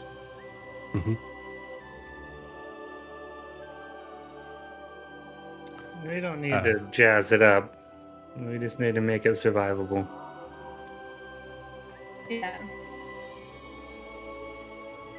I'm not, like, talking full Mad Max. I'm just, like, the tire, suspension, something that can make it Having trouble hearing you, Blair.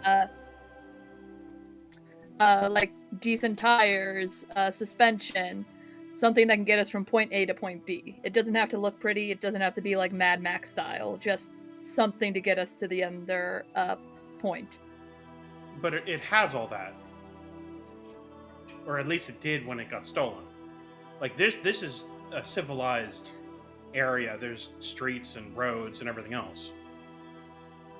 Yeah, I would say it's not really very Mad Maxed out.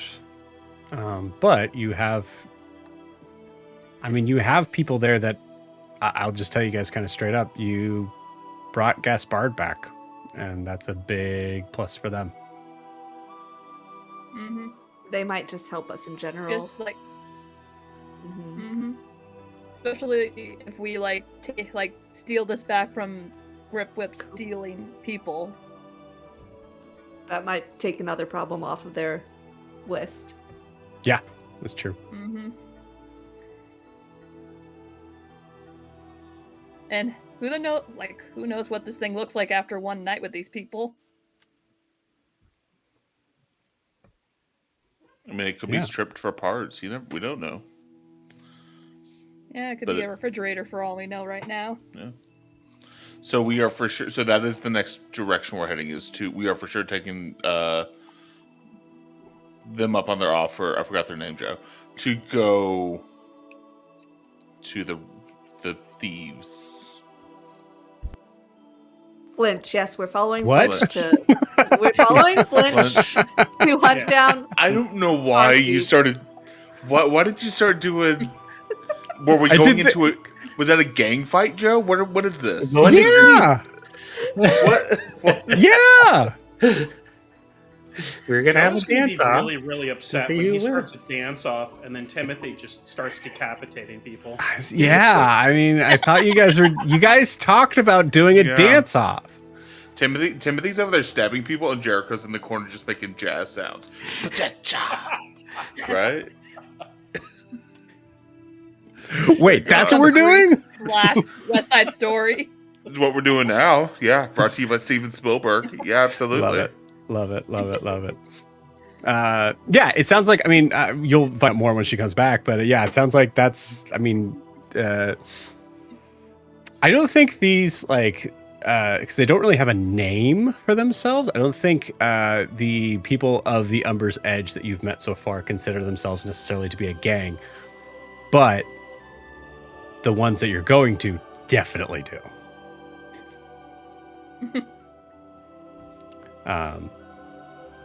Cool. All right. With that, you see.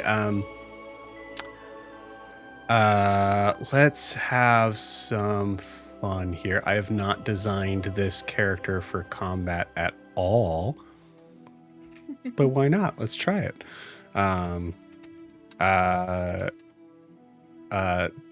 Scott, roll me a D10.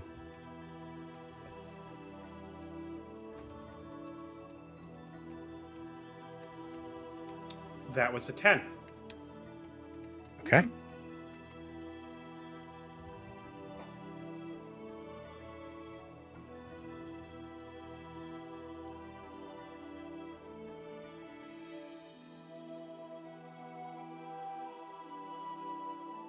She seems like a barbarian monk type of class. This is good. I like this a lot. You see her come back, and she is carrying what looks to be like a kind of like over her shoulder, what looks to be like a giant sort of maul, like a giant hammer. She is some things that we may not have clarified before. She is human, so she's probably maybe like 5'5", like right around there, average height. But this maul is gigantic in her hands. You see that there is a massive sort of Timothy. You notice this for sure, that there is a massive hole in the center, sort of like head of it. That you feel like is there on purpose. There might be something in there. Okay, so we doing this or what? You ready, Timothy? Sure. Blair's putting on her magnetized gloves. I will say above board, you guys have no idea what you're doing. I did not expect the answer to be like, yeah, all right, let's do it. But yeah, all right.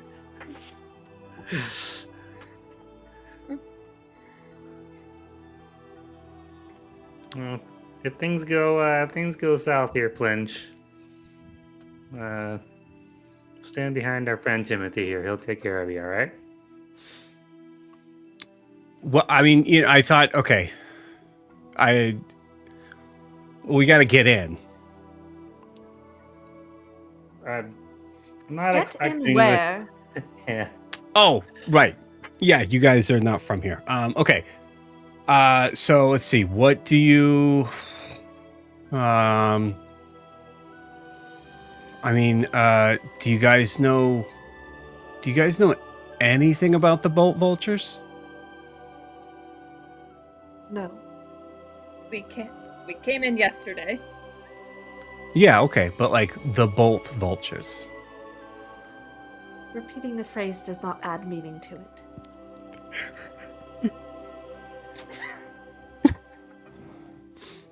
I'm from Okay. down south. All right. This is- I don't need.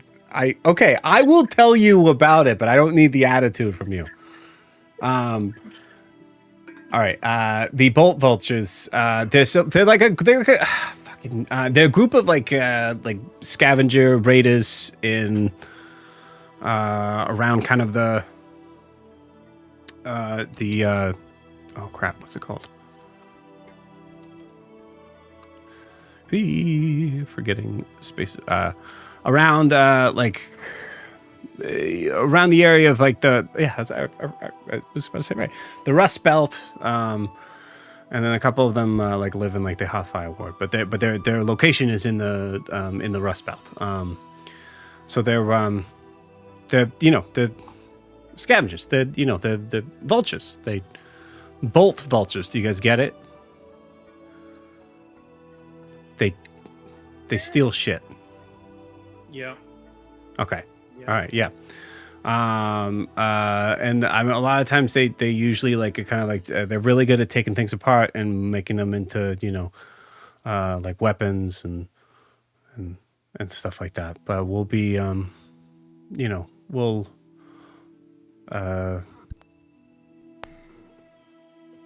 you guys are able to handle that, right? No problem. Okay, great, awesome.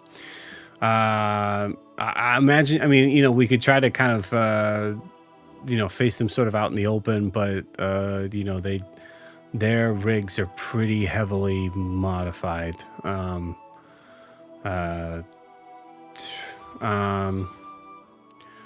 You're gonna want to. What? You said that some of them were sleeping. Where were they? They might be. I don't know. It's early. Why don't we get there and so we can. Well, scout it'd be what's important up. to know. Okay, if you're able to take out, if you're able to take out the leader, I bet you they're all going to kind of scatter in the way. So it's this big guy named Carrion Vesk. Well, what's he look like? He's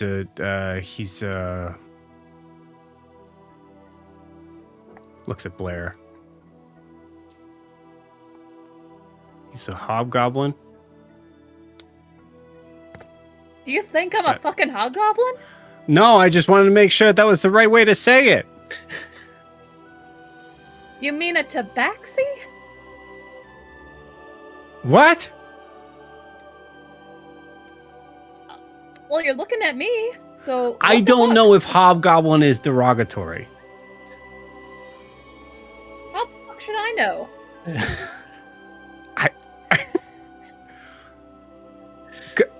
No reason. No reason.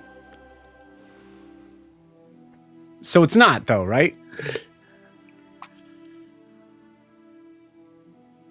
It's their No, but- fucking race, so I'm guessing not. Okay, all right. I didn't know if we named them that or they named themselves that. I didn't know. And I don't even know who the we is because it's not me. Anyways, so yeah. So Carrion Vesk, he's he's, and he's kind of like the leader. So if we could, find a way to take him out or convince him to surrender, and we take all their shit, then we should be good. Yeah. And then, there's, let's see, there's Snapcap Judy. There's Scrag, and then there's Clutch. There's a guy named, there's a guy who's been trying to go by the name Chainbite, but we know who he is. His name's Milo Dent. Yeah, and so yeah, they're in kind of they're in the old kind of crashed rail engine area. You know where you don't know where that is. Okay, it's in a place with like the scattered remains of an old Brasslight engine.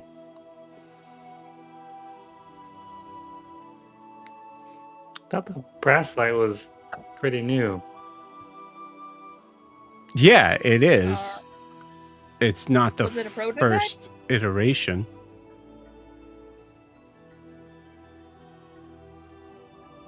The engine or the engine car? I don't know. Are you a Brasslighter? Is that why? I previously worked for them. Okay, yeah, then you would know the words. I don't. Okay. The front of the train. The control room. You don't need to With the teach me. I'm not asking you to teach me. I'm telling you what it is. Okay.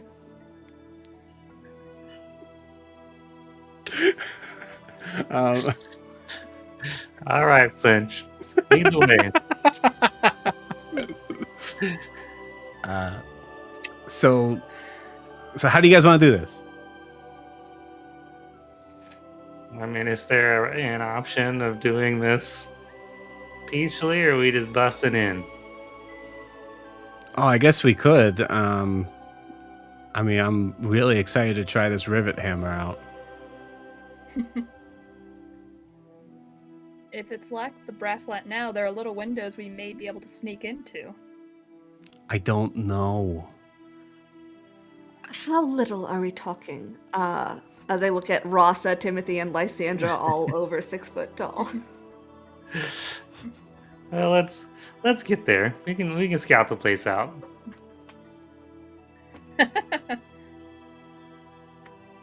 He's looking at the map.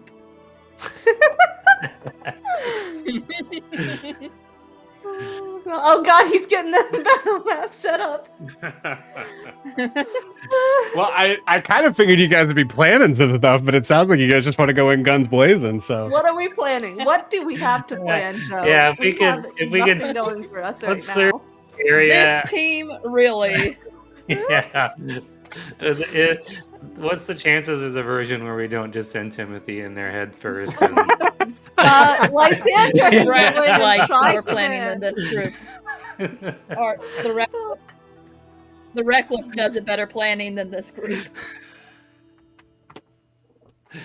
I mean, at this point, fuck it. Like we have nothing going for us. Like we've never had a plan, and it's always worked out. Timothy, are you feeling like a plan? Or are you feeling like just getting after it? Well, you said you need this vehicle, and we are not getting any real information about the location, so we might as well get there and just figure it out on the fly. what do you want? What do you want to know?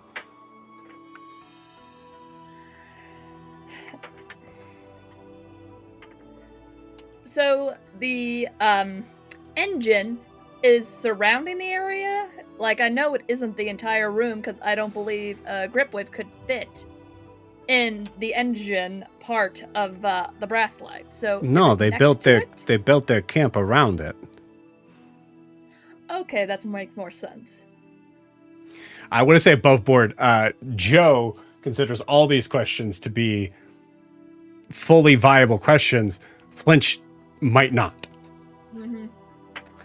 How many Are there?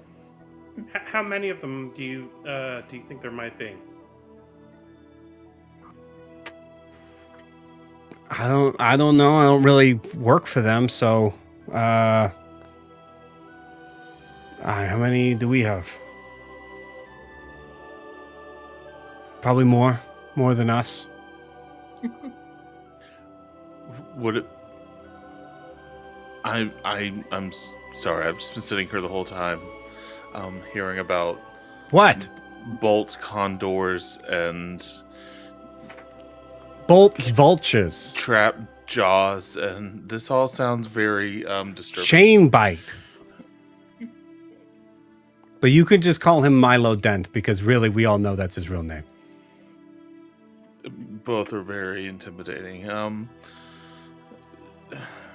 Should we? The purpose is to get the vehicle out, correct? It's not necessarily to kill or even Yep, hurt these people. Yes, that is the goal, right? No unwanted bloodshed. Well, then why did I bring this? Okay. What if we did? What if we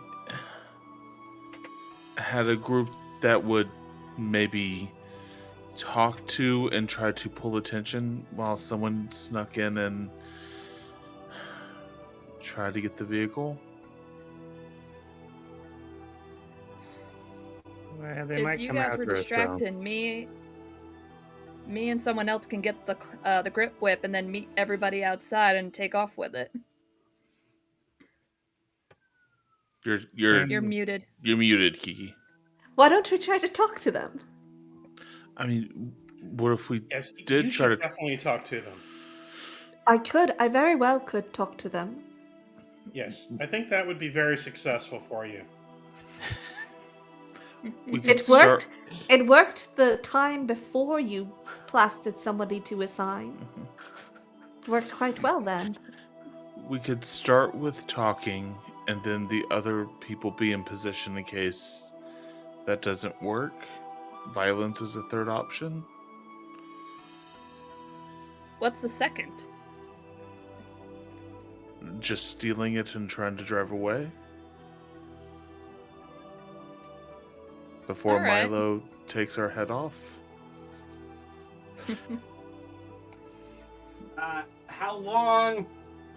How long has it been gone? A night. Since last night. Oh, there's no way it's working. Fuck. Yeah, Joe, we're, keep- Unless they took the night off. we're gonna Hey, salvage Joe. this thing. Hey, Joe, keep building that battle map and let us do the planning, please. Okay, fair enough.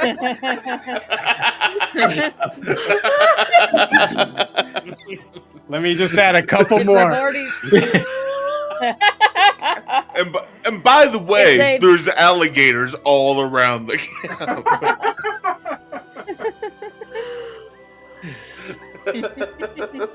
No, the roctopus. You gotta put the roctopus in there. No, that was good. That was great. All right. If Well, we take it apart, I may be able to put at least, I don't know. if it's not going to work, then I guess diplomacy first, and then after we go, Plan B would be then violence, I guess. So then we have two options. Because you said three. Well, that was before you said that the car wouldn't run. So Yes, we have two options. They're going to go in and talk. And when they get killed, I'm going to go in and kill everything alive. That's not what's going to happen.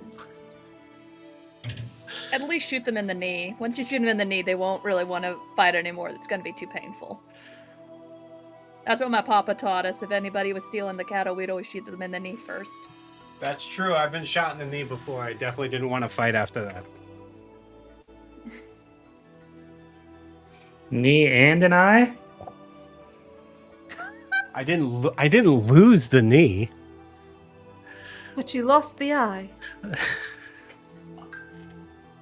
No, I know where it is. She's my new favorite NPC of all times. You're okay in close quarters combat, Flinch? Hell yeah. Roll me an insight check. Inside check. You didn't get your nickname Flinch from flinching as I roll a nat 20?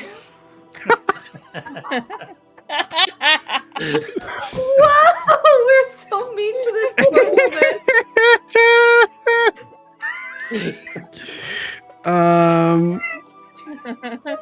I didn't mean to be mean, but it came out.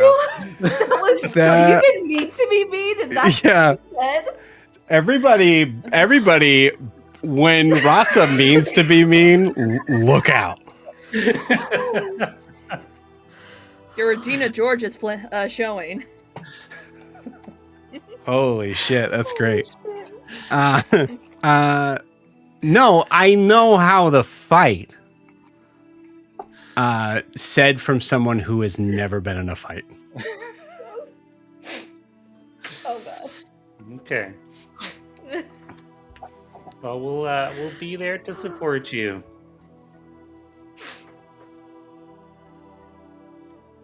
Okay. Yeah, that's fine. Or maybe I'm there to support you guys. That's true. How about this? Your and my job is to get the car, the grip whip working and to drive it away. That's your and my. Since obviously none of these people know how to get it working, so you and me are most important part of this plan is to just get it out of there and to get it to work. Okay. Yeah, okay, I could do that.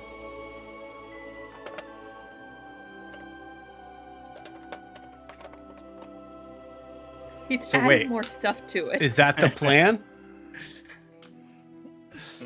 I believe so. I think that's what we have.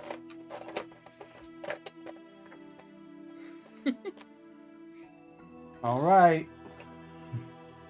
Talk amongst yourselves for a minute. The plan. Oh my god. It's quite the plan, guys.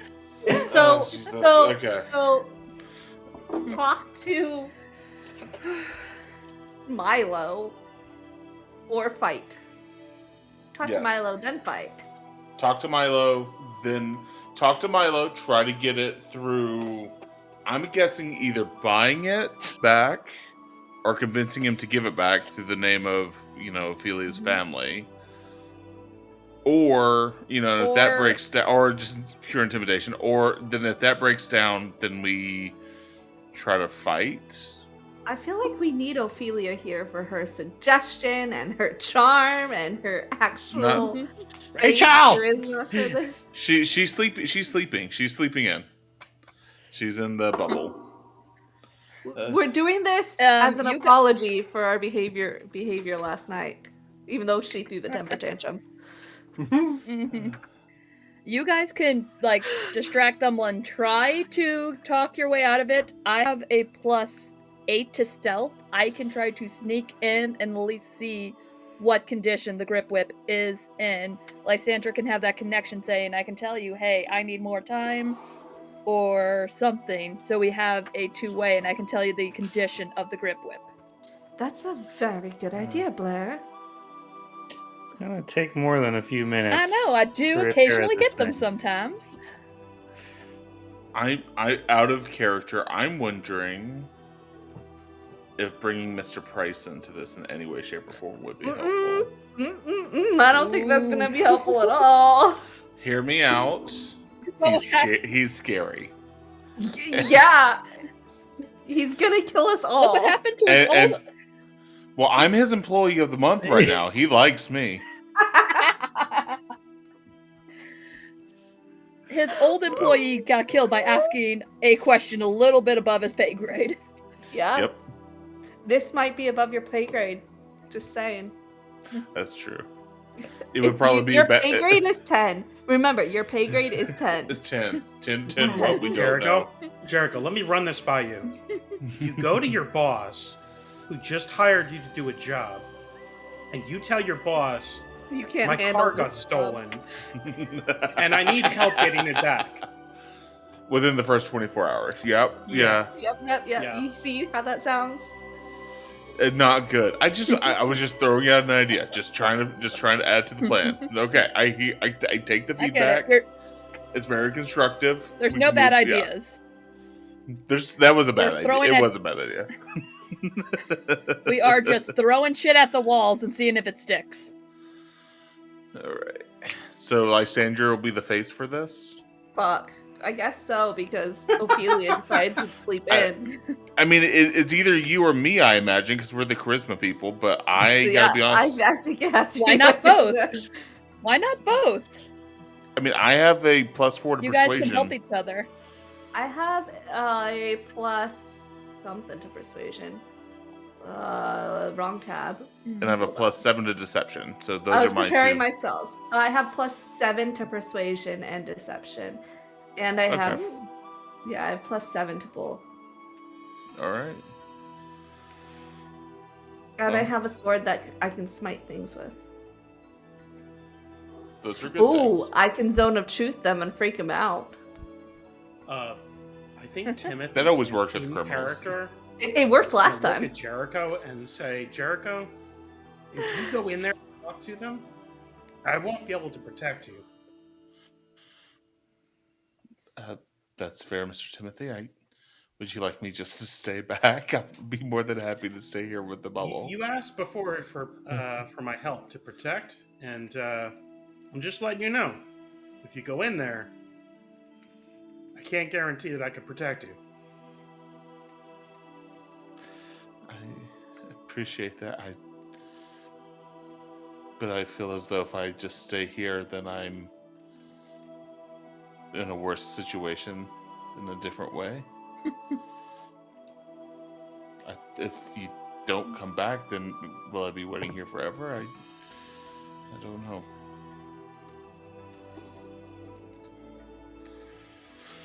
We'll just have to see how this plays out. This sounds all very troubling. Troubling for sure. Yeah, for sure. We're going half-assed into a potential gang war. Well, Joe made a very good point to Gang, put yeah. out that there's only one gang involved here, so it's not really a gang war. It's just a fight with a gang. We with a might bunch of other- start a gang war between these drivers and these thieves. They're not a gang yet. They're not incorporated. They haven't. 1, 2, 3, 4, 5. Do we have to unionize the drivers to make them a gang? I think that's the next step. That might Okay. be the third step in this Unionize, plan. okay. Hey, unionize. that's a good next step in Lysandra's new transition to the Oath of Freedom Paladin. Unionizing Yep. unionizing the gangs. So has anybody here ever heard of Marx? Can we talk about Marx for a second? I know he's probably a bit obscure. He is a Kalashtar philosopher, but he was around when we were still a part of the world. Oh God. Oh god, we're so Fantastic. unhinged tonight. Okay. Oh God. Just to let you guys know, I was really worried, and I will say, we still don't have like vehicles. I'm still working on that, but I was really worried about being able to make a scrapyard thing. Making a scrapyard is really fun. We lost Sarah. Well, Sarah's gone.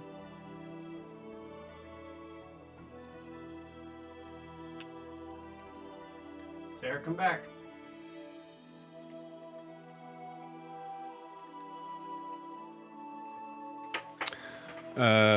Okay. All right, I got you guys together. Who knows? Maybe you guys will just be able to talk your way out of this. Who knows? I mean, I'm not gonna say it. I might jinx it. You never know. I'm looking for. I am missing something. How much money would we be willing to spend on a Grit Whip? I guess that's another good thing for us to talk about. How much money do we have?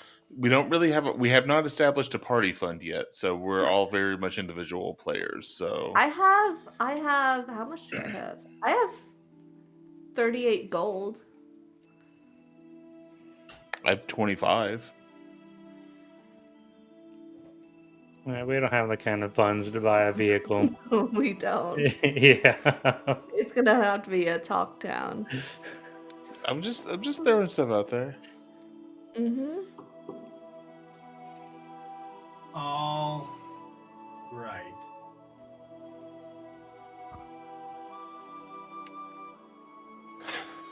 Okay.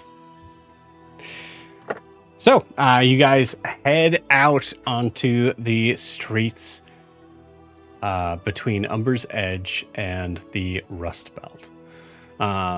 As you do so, you are being led by Flinch, who is kind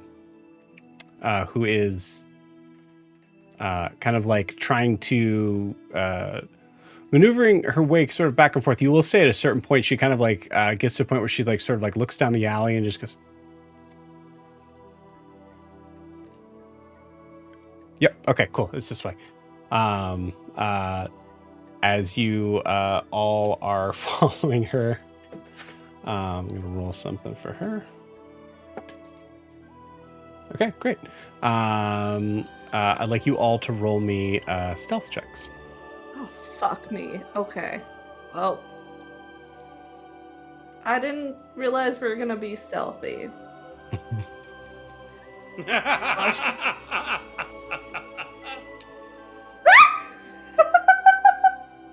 Well, that's Yeah, baby. natural one. Oh wait, do I use my inspiration on this? Nah, Timothy already rolled a fucking 3. I'm not wasting my inspiration on this. Timothy doesn't 25 for care. Rasa. He's finding this very hilarious. 25. 8. Nice. 8 for Jericho. Cool. Not doing good. It's a 4 from Flinch. Yeah. To be fair, that wasn't the plan. Yeah, no, to be fair, for sure. We can say that without a doubt now. Okay, cool. All right, sweet. So I will say now at this point, I'd like a couple of you guys to roll me perception checks. Anybody who would like to? I got a +2. Someone else wants to, or is it just everyone can roll a perception check, or only a couple 14. of us? Yeah. Okay. I got a 14. 14. Got a 5. Nice, very nice. 17. Rasa. Okay. What did Rasa get? Rolling well. 10. 10. Okay. Cool. So if I recall correctly, the highest was 17, correct? Mm-hmm. Mm-hmm. Okay. Yes. All right, cool. Oh, Blair, right in time. Blair, rolling perception check.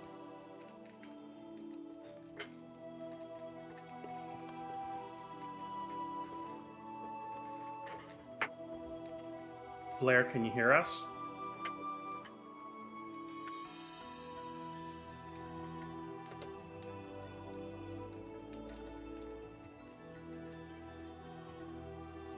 Testing, Blair? Blair, can you hear us? No, I can. There we go. Cool. Blair, roll me a perception check. Oh, what? Perception. Let me try that again. It jumped out of my box. Okay. Perception. 14. Okay. Very cool.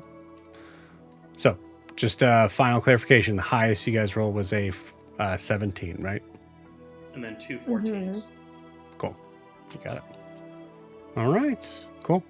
As you guys start to make your way down this this alleyway, you notice that there are some figures that that seem to be kind of standing a ways ahead. It is bright and sun shining out, and you notice that I would say about as you get to like maybe like 60 feet away from them, you see, we'll say, who got the 17? Timothy? No, Jericho. Jericho, you notice that two of them seem to just very matter of factly, as if like just kind of did this like thing of like kind of like looking at each other and sort of like waving on as if they were meaning to go that way regardless, and seems to duck out of sight. Very smoothly, not acknowledging your presence at all. But it's obvious that they've seen us because they're ducking out of the way. Those you? No, not That's what I necessarily. took from that. Oh, okay.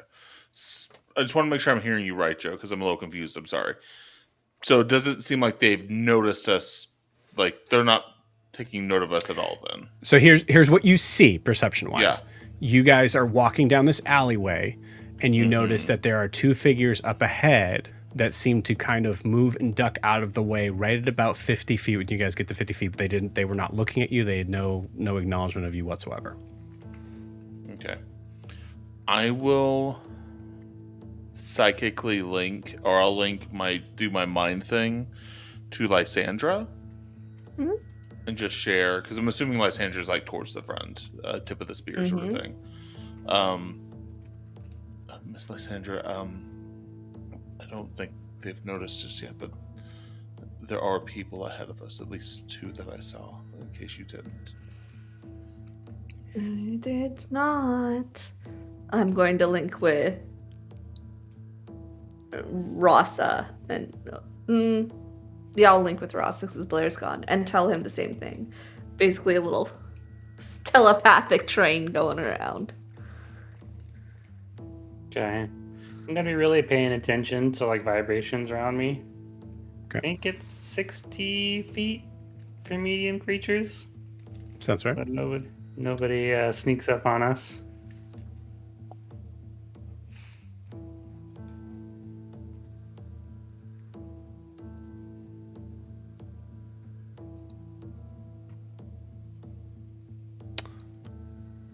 Okay.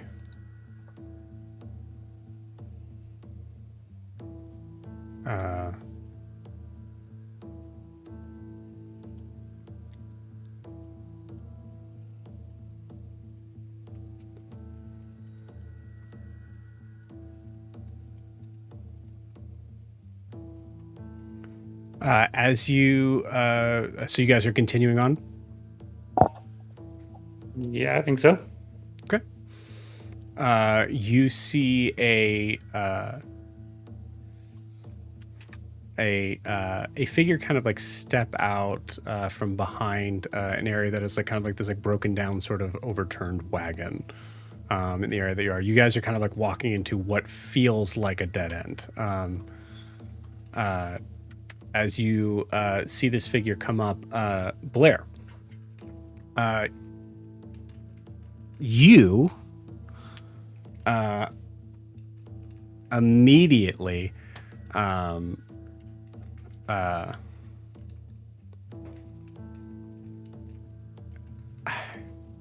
do I put this? I mean, everybody does, but Blair, you for sure immediately track what type of creature this is.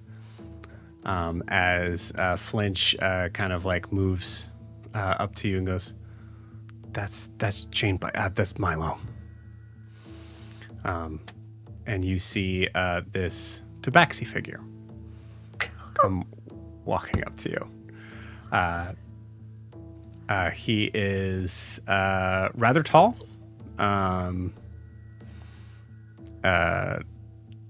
Like a kind of like this like sort of like gray Persian cat style. I got a picture for you here in a second.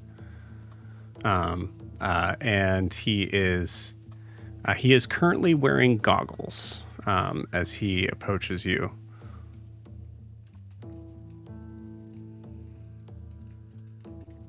Howdy there. Why, hello. Hello? Chainbat. Is that what I said? Hold on. That's Chainbat, right? Yeah. Yep. Okay.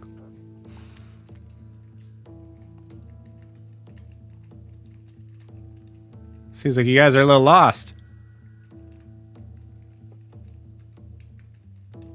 Blair takes off her hat.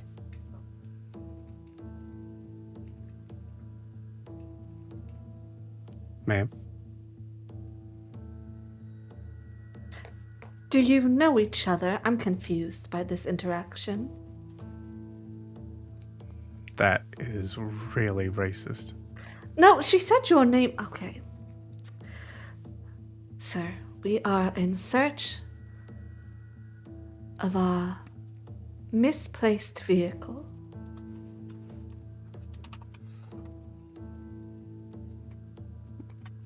Really?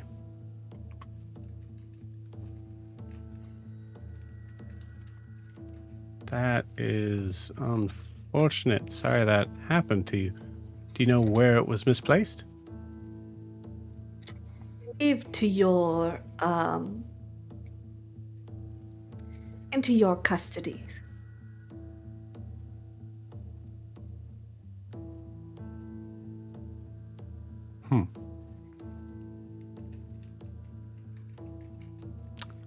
Well, perhaps it would be best that we handle this. Hey Joe, Yes. Can I cast detect thoughts? Yeah, go for it. Okay. And I want to know what Ross is thinking. No, I'm kidding. Now, as he's talking, I just want to keep I want to keep track of what like the surface level thoughts are. I'm not trying to dig deep. Of Mila? Yes. Cool. Awesome. You get... What the fuck are you doing here? What the fuck are you doing here? Why are you here? You stupid... Why are you here? Why are you... Shut up. Shut up. Just turn around. Just turn around. Just walk away. Just walk away. Maybe you all should come with us inside. We would Can I love do a to. perception check to see if I see Otis anywhere? Because if Milo's here, Otis must be here. You don't see anyone else. Blair is fuming right now. When Milo is thinking those thoughts, Joe, is it obvious if he's thinking? Because it's hard for me to gauge. Like, is he talking about himself? Like, fuck, turn around, like he's nervous about conflict, or is it that he is trying to will it that like he knows somebody in our party? Like, I mean, I always appreciate you asking, but it's what you hear. That's dependent upon what Jericho assumes. The tech thoughts just tells you the thoughts. but would it be enough to gauge an insight check to see one way or the other? No, I don't think so. Okay. Detect thoughts still up then. Let's head inside so we can discuss this. Yeah, that'd be a good idea. You hear Jericho in your head. Say no, turn around, stop. Just turn the fuck around. We'd Blair, love to, turn yes. around. Lead the way, please. Yeah, we'll start walking towards them a little bit more. Mm-hmm. Okay. Right this way. And he guides you very slowly into this this sort of strange sort of archway that is an amalgamation of broken pieces of like splintered wood, strange sort of like metal pieces that look like they're probably connected to something that was probably very important in construction of something.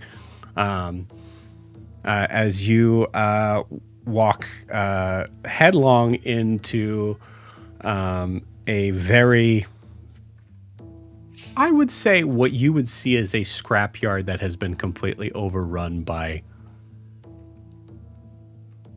thieves. As Milo walks you in. As we walk in, I want to telepathically talk to Lysandra again, and just share some of my observations. Okay. Miss You did Lysandra. hear Blair turn the fuck around. Oh, you didn't say Blair before. I did. Okay, That's so what you he just said. Blair. Yeah, he said Blair. Said Blair. Okay. Then forget. Sorry, Lysandra. You're gonna have to wait a second. I'm gonna telepathically link to Blair, and go. Blair, do you know this individual? You could, and I'm whispering this. You can fucking say that. You gotta tell Timmy you cannot hurt or kill this guy at all. How do you? And I'm And if you speaking see any other telepathically. tabaxis, because there'll be one. If you see one that looks less like him, you can't hurt him either. Because he has a twin brother. They'll look very much alike. Okay. Well, And you just to let you know, you can communicate telepathically back to me as well if you want to. But I want to go. So, okay, so you know him. anything here look familiar? If not, we don't. If not, we probably don't have it. Do we see our car? Yeah, so all you rolling perception check. I'm done rolling. That was a 2. Kiki I said have not rolled no. above a 5 since this chaotic plan started. I got a 17. Okay. 8. Cool. 11. 19. Okay, cool. Timothy and Blair, you both see what looks to be probably the main sort of crux of like the engine and the shell part. That is, it is on the like front wheels, and the what's the word? The front wheels and the frame are together. The back wheels are off and somewhere else. The engine is completely opened up. There is nothing else around it. There is no seats or anything like that. And it is all the way in the back of the scrapyard. So Timothy is going to literally just point directly at it and look at No, Blair not and that. say, "That's it right there, isn't it?" Well, that piece and that piece and that piece, you have them kind of scattered everywhere. Yes, we would like it returned to us, ideally, in a peaceful manner. It would be unfortunate to escalate.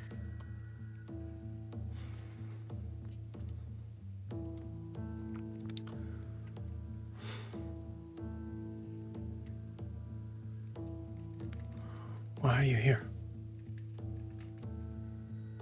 Why the Why fuck are why you the here? fuck are you? Why the fuck are you here? What the fuck are you doing here? Why are you here? What are you? Are you? You see there are more figures that start to kind of come up from out from like around the sort of like wreckage of like junk thing, like just like truly like kind of like carrying themselves. A couple of them are goblins, but they're all kind of like walking in this sort of like used to climbing over things. As you see a figure, you actually see a you hear this sound at first that is this. You gotta get out. You gotta get out. Just go. Just fucking go. Just fucking go. What is fucking Otis with you? What's going on? I'm not fucking leaving without you. Would Jericho be next to me? I don't know. I mean, Jericho next to you? I imagine we're all fairly close together, so sure. Yeah. I think I would actually like lean over to you, since you are one of the people that wanted to talk. You might want to mention the Hargrave name, because I don't think you did. And apparently at one point it had some kind of sway around here. Are you saying that loud enough for him to hear? Yep. Okay. I don't speak telepathic. Sure. He is fully not hearing you, as he is in a shouting match.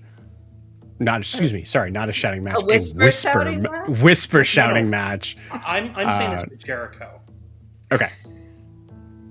Yeah, I hear you. I'm saying, as far as it being translated to anyone that would know that, it's not. Okay. But the sound Blair's of the grabbing his wrist. Don't fucking touch me. Don't touch me. You are so dead. You are so dead. I don't know what. You are so. I will not be able to keep you from this. I will not be able to save you from this. Just go now.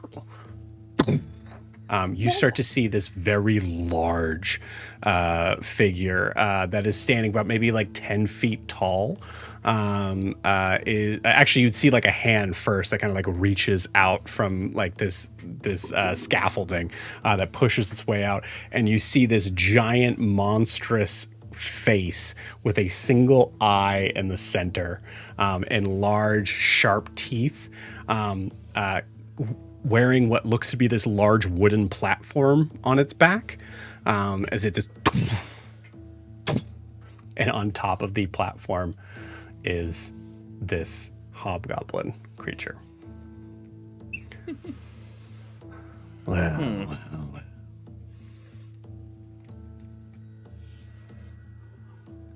Looks like Milo, Chainbite, has brought us a new snack, boys. Drop your weapons, and we'll only kill one of you. I'm sorry, sir, but we can't do that.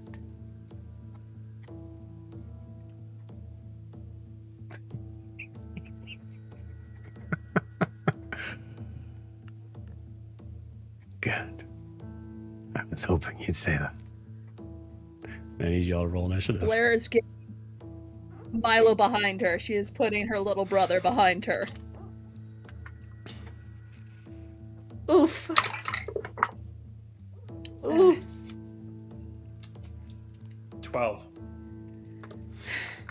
17. 21. I only have this song for right now, but that's okay. It's a good song. We'll use this one. Yep. All right. I have not set up any of the camera stuff, so this might look weird at the beginning, but so I apologize. But here we go. While you're going into it, Joe, I'm just gonna vocalize. I'm assuming a minute has passed since I cast Detect Thoughts. Sure. Okay, so I couldn't detect the thoughts of this hobgoblin at all right now. Yeah, I'll give it to you. He's saying, good, I want to kill you guys. Perfect. Okay, cool. Fair. What a great ambassador for this town. Just stellar person.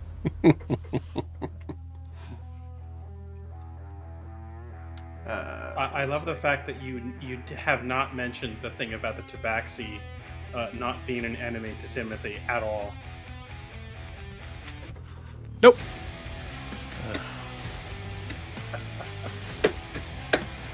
I mean, the tabaxi, to be fair, were in close proximity, and you were hearing Blair and the tabaxi going at each other sort of like siblings. So There's I feel like context clues there. Yeah, I There think is the... Yeah, I mean, I think there's the assumption that Timothy understands what siblings are. Blair did tell Jericho, tell Timothy not to kill this person or hurt him. Yeah. I don't know if I've had time to do that in character, but yeah. I know. We'll see. I have a You feeling said I'm it going was first 5. in combat, so we'll figure it out. I rolled a 21, so. Jesus. It's Guess the what I only- rolled? Hey, become a A become 4. become a spellcaster, because you know when I roll with Tishian, it's basically like 5 and under. So That's you what know. I'm at. So I guess it's the paladin first. You I just gotta gave it move to me. rooms.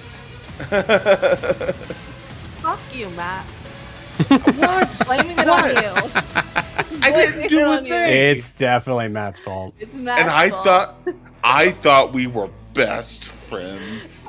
I thought we were friends. Let's get this light going. I have a game where I play a chronergy wizard. He has a plus 17 to initiative. Fuck. That's silly. Darn. Yeah, He's only level 8. that's crazy. Okay. All right. Let me bring this light down a touch.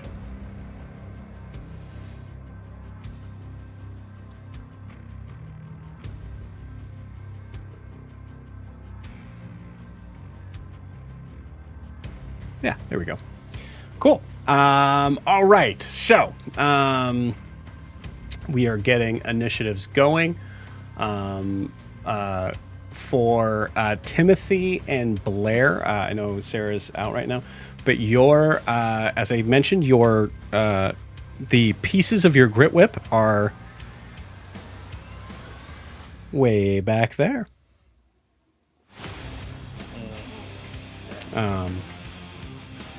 So there's some space there in between. There are a lot of figures that are in the way here. We'll zoom in here in a second, but I want to make sure you guys kind of get a vibe of the general vicinity. The vibes are foul. The vibes, very scrapyardy. Very foul. Cool. May I just for because I think this is really funny. May I point out the entire bedroom that is standing on top of the another house on the roof of it. I just like that touch. Cool. Let's get initiatives. I will just go in order here from Rasa. 16.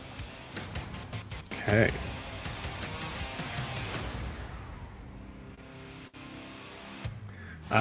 Lysandra. 5. Okay. Timothy. 12.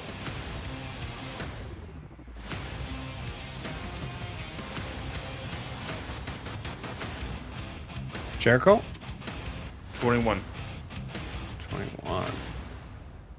Blair.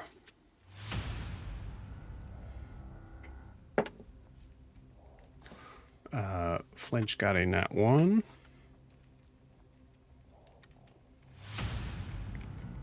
Sarah, are you able to hear us?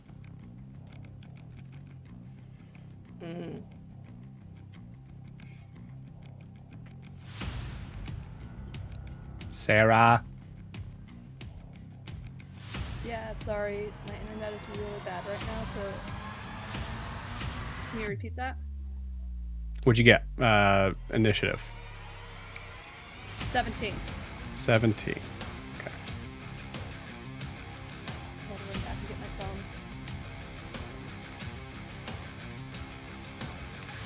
Okay, cool. Now I get to roll for the guys.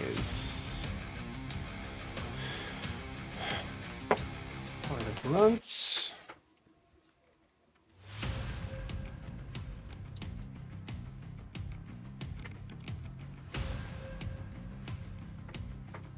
For the Cyclops.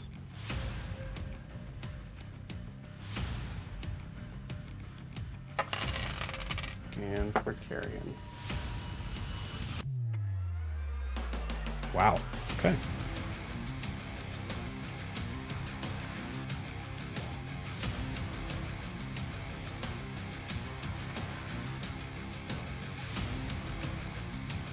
Okay. Jericho, you are up first. Go ahead and give me a perception check at the start of your round, or start of your turn here. 10. Okay, cool. You see there is a giant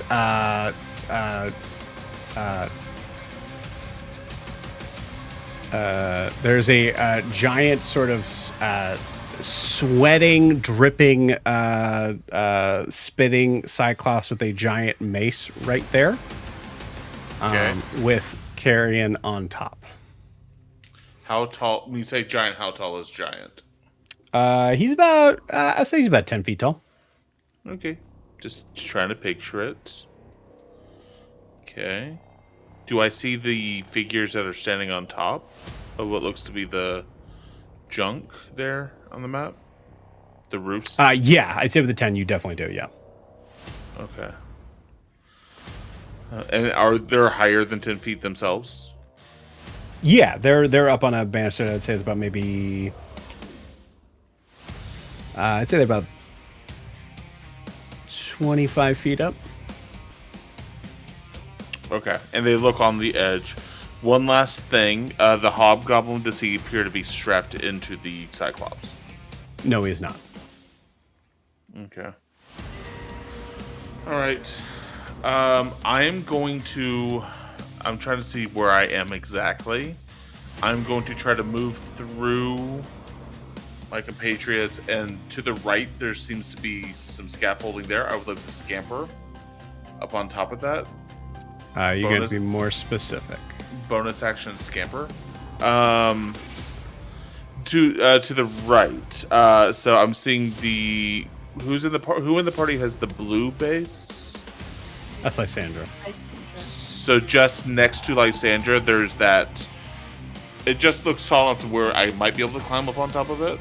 Okay, cool. You got it. I'm trying to get off the ground level. That's what I'm trying to do. Yeah, you got it. I would say that's about maybe 8 feet up, but there's a couple of like tables that you kind of sort of climb up onto with some half movement. Okay. As I'm moving, I'm trying to think of a way to do this in RP. I just want to people on the rafters. Tabaxi is Blair's brother. Focus on the Cyclops. And just sort of like trying to give out information as I'm going along to everyone in the party. Okay. So you're not saying this to the people on the rafters? No, I'm not saying this to the people in the rafters. Okay. That's why you said people on the rafters and then started what you were saying. Yeah. I'm just, I'm saying people on the rafters. You just see them look at each other like, what? Hey, Glenn, on the rafters, how are you doing today? How do you know my name? I guess. Okay. Here's what I'm going to do then. The next thing I'm going to do. People on the rafters, I'm assuming, are looking dangerous, so I don't want to attack them if they're not. So I'm just going to tell you straight up, anyone here is not you guys is dangerous. Sure, gotcha. All right, fuck them then. I'm going to I'm going to use my mage hand to try to push them off that rafter. Down 25 feet. Okay. It's a bonus action. They need to succeed on a 15 strength saving throw. Cool. Is this telekinetic shove? Is that what this is? Telekinetic shove, yes. You got it. Cool. Tell me that DC one more time. 15. It is 30 feet away distance, but I think that is close enough. 18 on the die. All right. Then they succeed. And then I'm going to launch... Yeah, okay. I'm going to launch 2 Eldritch Blasts right at the Hobgoblin. He seems to be the leader. Okay, you got it. So, first one is a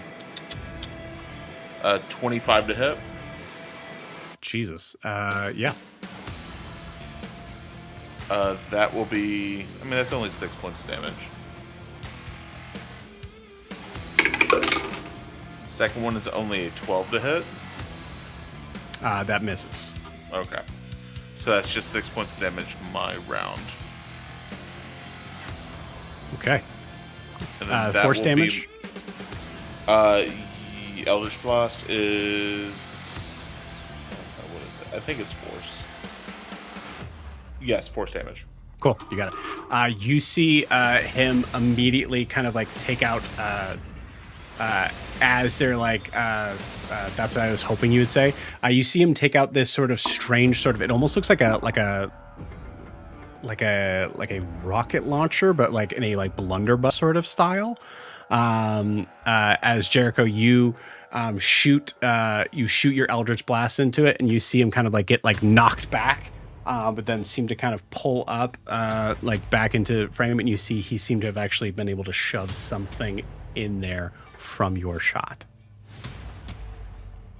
Perfect. Can't wait to see what that is on his turn. Yeah. All right. Well, that's me. That's what I have. Okay. All right. It is now the Cyclops' turn. Cyclops is going to kind of like look around, do this like big sort of like swing, probably like accidentally like hits a couple of pieces of trash with the giant mace, just looking around, and then kind of makes eyes on who is the biggest person here, which I would say in this case is Timothy. So here she comes.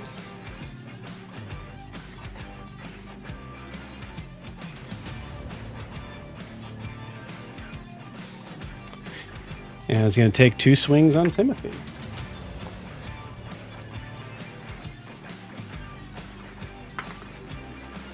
Oh, first is a nat 20.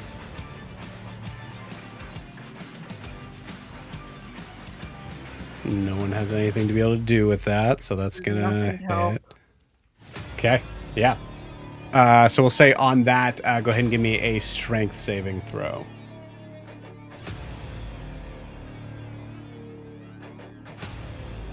It's an 18. Okay, cool. With that hit, as a massive slam comes down, doing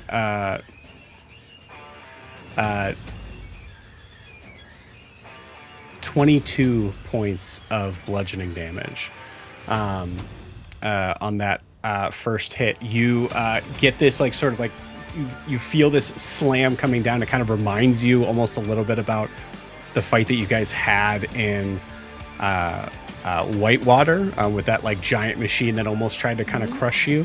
And you feel like as you throw your shield up, you feel yourself kind of like buckle underneath it. But as the Cyclops kind of like lifts the mace off, you see that you have not, you were almost knocked prone, but you're not at this. And you see the Cyclops gets enraged by that and goes to attack again. That is for a 17 to hit. No. Okay, cool. Second one, you're able to kind of just parry out of the way. Right.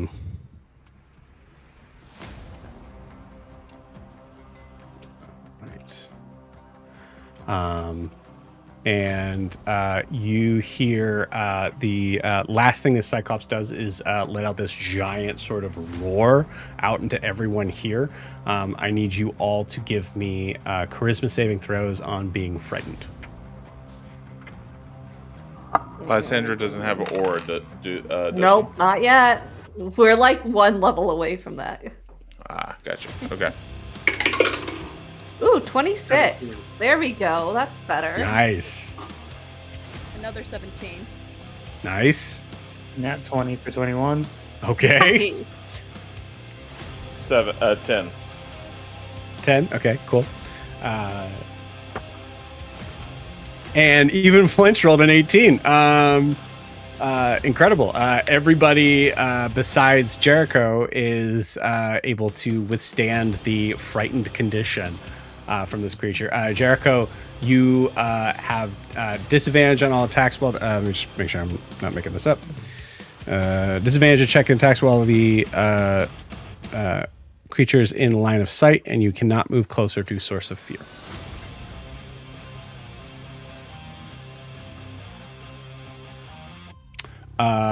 Actually, Kiki, do you mind just checking and see if that's changed in the 2024? I apologize while I'm pulling this up. Thank you. Right. Frightened, yes.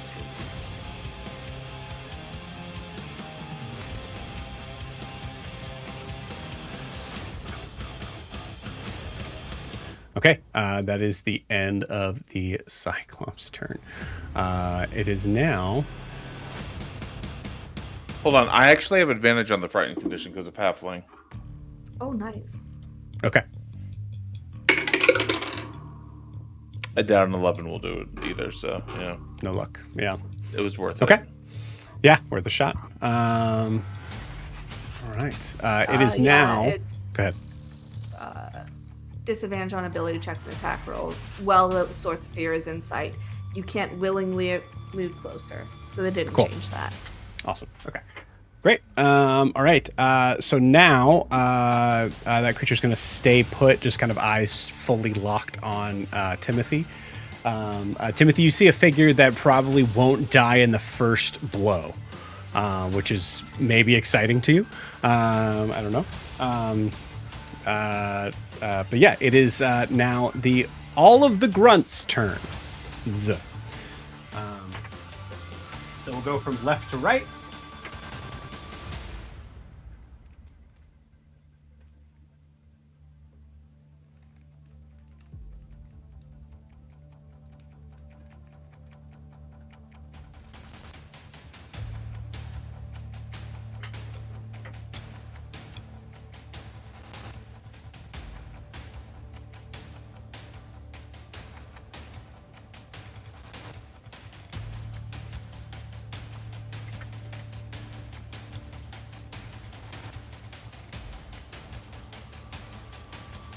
You see a I just realized this was probably pretty zoomed in. Let me go back a little bit. As I would say, Rasa, you see a figure come around the corner that is a figure that you remember had a very cool-looking tricorn hat and large jacket. Who comes around the corner and is not wearing that now because Blair is wearing it.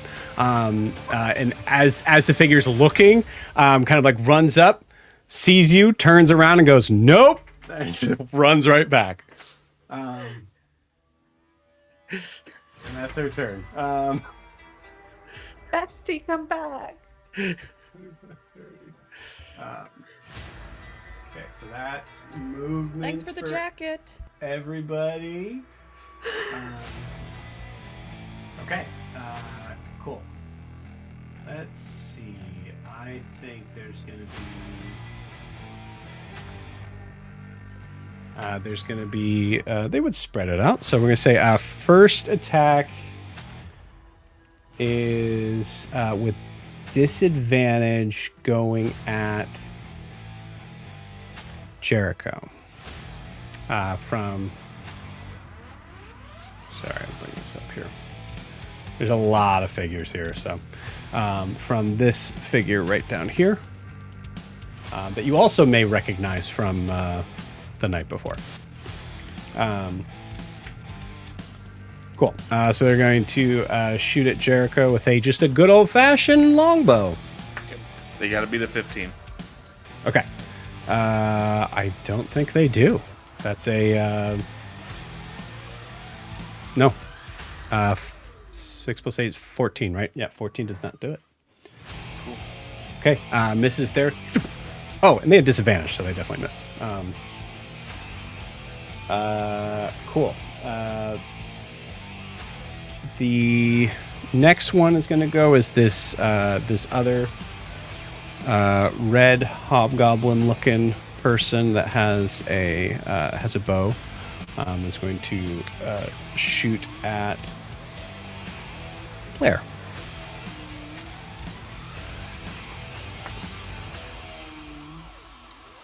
Is an 18 to hit, Blair. Yes, it does. Okay. Blair, you get shot with an arrow. Hey, you made it one day.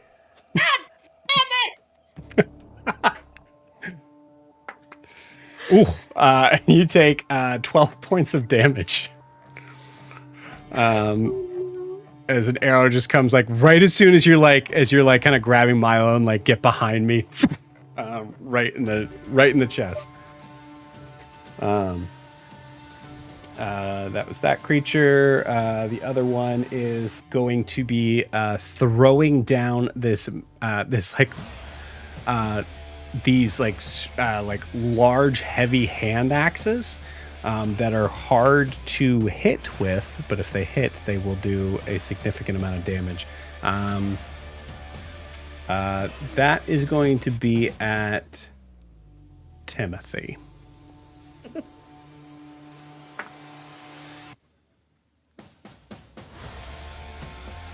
Okay, that is an 18 to hit.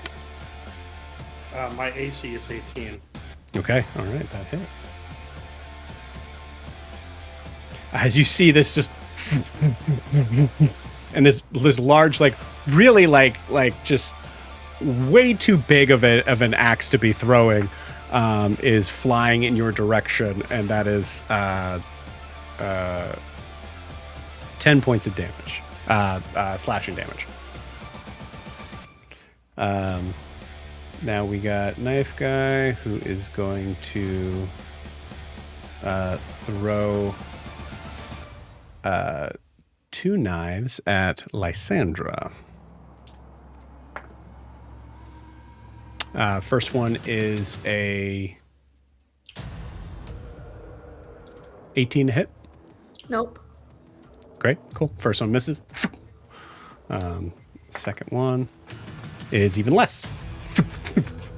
They both kind of hit down at your feet, or you bash them out of the way.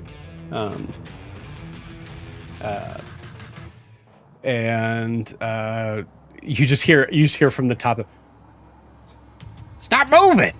And that's Aim that's better. These guys are going to take their action to move another 30 feet.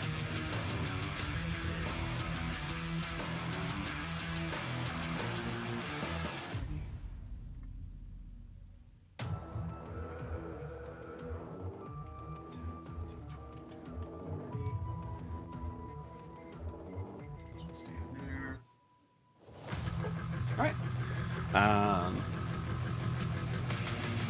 So now we just have the goblins' turns. This one is going to come up closer to Rasa, but it's not going to be able to attack. Same for this one. So you got 2 small goblins kind of pointing little spears at you, Rasa. And then one of them that is one of this tiny looking goblin with a bunch of knives just kind of comes up to attack Flinch. And that flew off. Try that again. They nat 1 to hit. As Flinch just goes, no, and just throws the hammer up, and there's this heavy tung. As the goblin misses, that's the end of their turn. I think. Yeah, I think that's everybody. Just make sure. Yeah, that's it.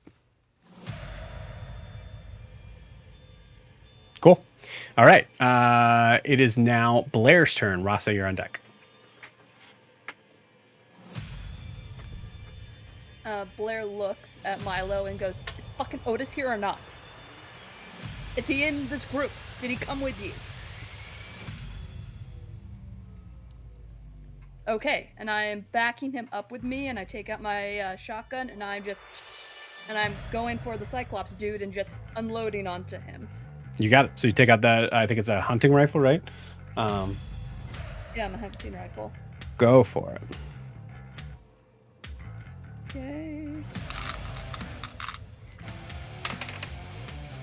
Okay. Does a 24 hit? Yes, 24 hits. Okay, I'm using a magnetic point and get a little more extra oomph with that. So first attack, 5, 10, 15, 20 points of damage. Damn. Okay. And then bonus action reload, the second attack, hit him again. Okay.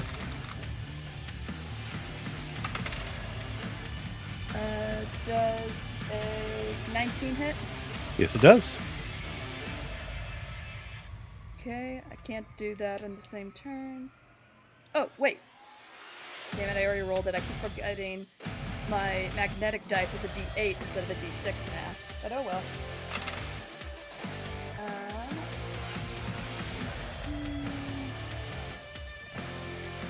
22 points of damage for the second. 22 points I of... have a +5 to the attack, or to the damage. And it's 2 d10s.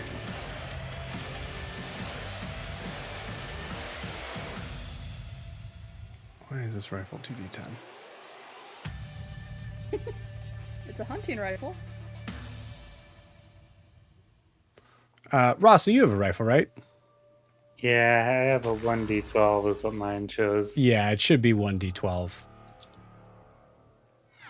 Go ahead and re-roll that damage, Blair. Yeah, it should be 1d12. The second one We'll as fix well. it later. Yes, yeah. Actually, I did not the grab hunting D12 rifle 'cause- is different. The hunting rifle Yeah, is 2d10. because I got it from the one dude. I understand. Ross's main weapon is that the weapon that Blair picked up would not be better than Ross's main weapon. So that's something I will handle later, but yeah. I get it.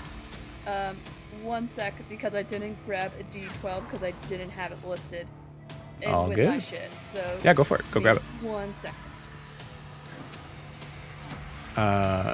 Actually, we can handle the damage after. Rasa, it is your turn, as I assume Blair is backing up. Okay. Oh, and I did not have rope.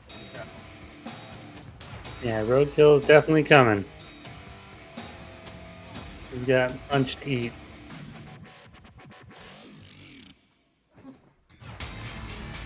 Okay, so do you want me to re-roll those 2 attacks since I used that weapon twice? Yes. Okay, then I can use the D. That. Okay. Not as good, but still okay. 17. The first one would be a 22.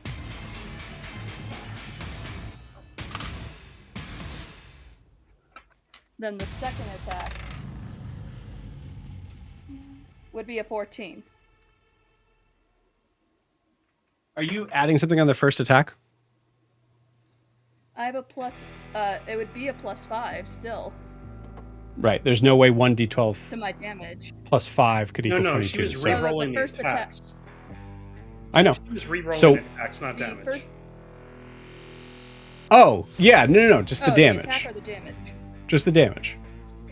Yeah, I'm all maxed out on dexterity, and that goes into these type of attacks. Blair, would be a Blair, +5. he doesn't want you to re-roll the attacks. He just wants you to re-roll the damage. Oh. I did re-roll the damage. That was the Okay. damage. Okay. All right. It's okay. I got it. So, from my understanding, your rifle does 1d12 plus 5. So how'd you get 22? Yes, but because I added my magnetic dice, which is adding a d8. Thank you. Okay. I just want to make sure that you were adding something to that to get that to 22. Got it. Okay. Cool. That makes sense. All right. So that's 36 total. Yes. All right. Cool. Not much less than the 2d10. Incredible. Okay, cool. All right. Yeah, massive hits. As And you are... I'm using, Go ahead. And I wanted to use my feline movement, and I am pushing Milo and myself back as far as I can. You guys away are from at this the guy. entrance of this thing. So, I mean, you could push him... You could push him and yourself out of combat. No. I just want Milo as far away from everything as possible. Like, Yeah, behind me. I say, like, if you move him 5 feet back, there's that area here, which I kind of pushed you already 5 feet back. There's this area kind of behind the table here, where you can just kind of, like, push him behind there. Yes, I would like him to hide behind the table. You got it. Cool. Awesome. But you want to stay in the fight, I assume. Yes, I'm staying in the fight. Cool. You got it. All right. Yeah, you just you shove Milo kind of behind the table there. You hear Milo just go, you better kill them all because they're gonna kill me for not killing you.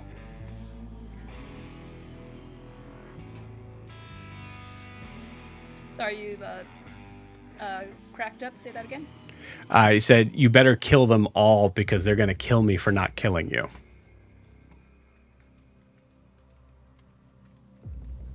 I'm sorry. The internet. That's is all really right. That's okay. bad. We're gonna move on. That's okay.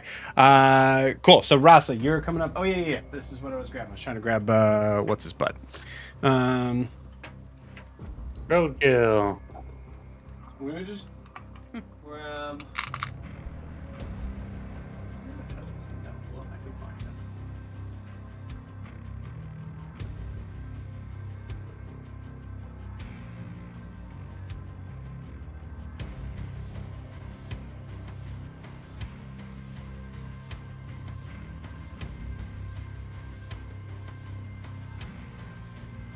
Okay.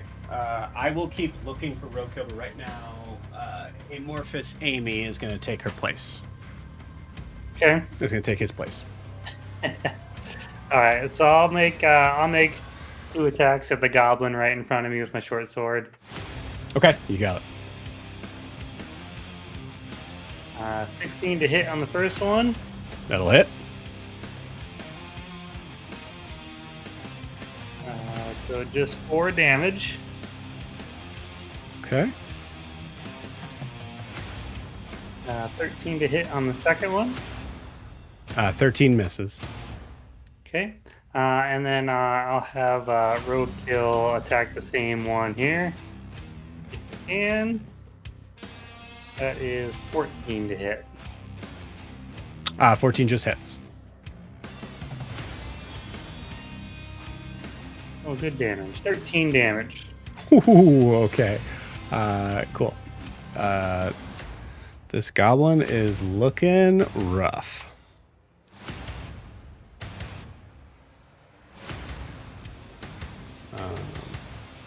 These number things were there. Yeah. And then Ross will stay there. That's it for him. Okay. Cool. All right. That ends Ross's turn. It is now Carrion's turn. Let's try and find this.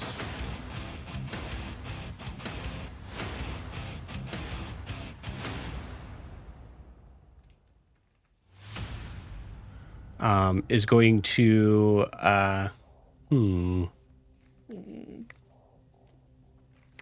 is going to turn and like look at Jericho with this like sort of like cannon thing, but then also notice the massive amount. Like I think like it's probably like rocked a little bit by the Cyclops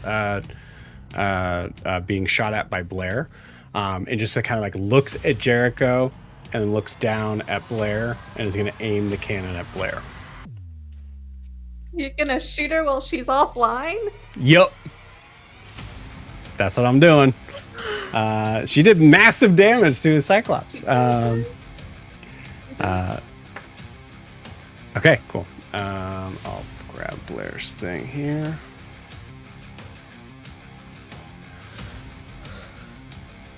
Blair only has 14 AC. She needs better armor. Yeah, that's okay. Cool. So that definitely hits. All right. It would be a 22 to hit. Someone can remind me just in case that comes up. And that is going to do. You're getting shot again, Sarah. Okay, what was the thing? 22 to hit.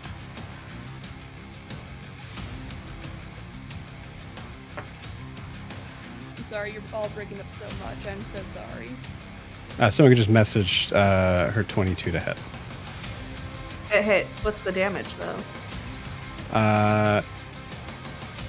That is 24 points of damage. As this... Magnetic shield. Okay.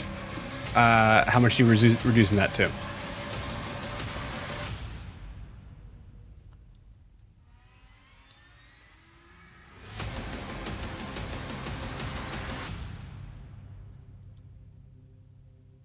I think she's doing the math. Okay. Timothy, you're on deck.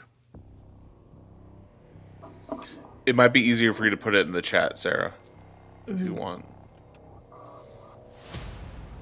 So that's 24 points of, technically speaking, it would be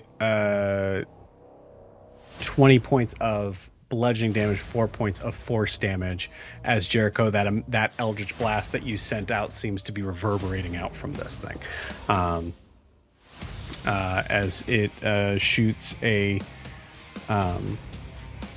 like sort of like, I would say, like a cannonball sized shot at Blair. I will need Blair also to give me a a dexterity saving throw.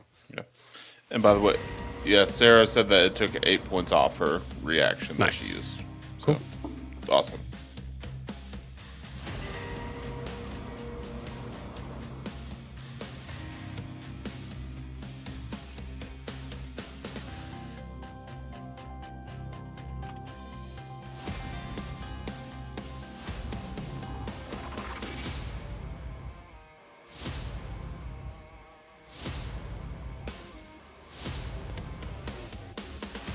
Um, 14. Okay, cool. I'm gonna say, oh, it's bad.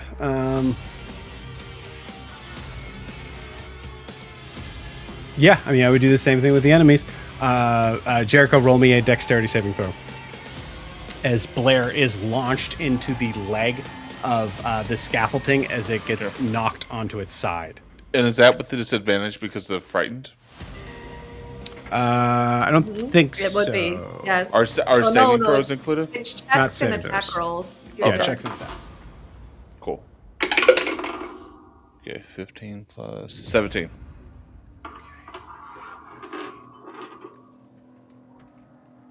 Uh, 17, yeah, okay, cool. 17 is enough to be knocked down. Whoops. But not knocked prone, as both of you are going to take... Wow, okay. Blair takes an extra 2 points of bludgeoning damage, and then Jericho, you take 2 half to 1. Does that trigger armor of Agathis? No, that would be just environmental damage, I would say. Okay. I just want to make sure. Okay. Cool. Cool. All right. That is it for Carrion's turn. As you see him take his last sort of movement of pulling something out from his bag behind him and loads the cannon back up. Okay. It is now Timothy's turn. Can you show me where I am? It's kind of hard to see it. Yeah. Oh, it's reconnecting. Hold on. Okay.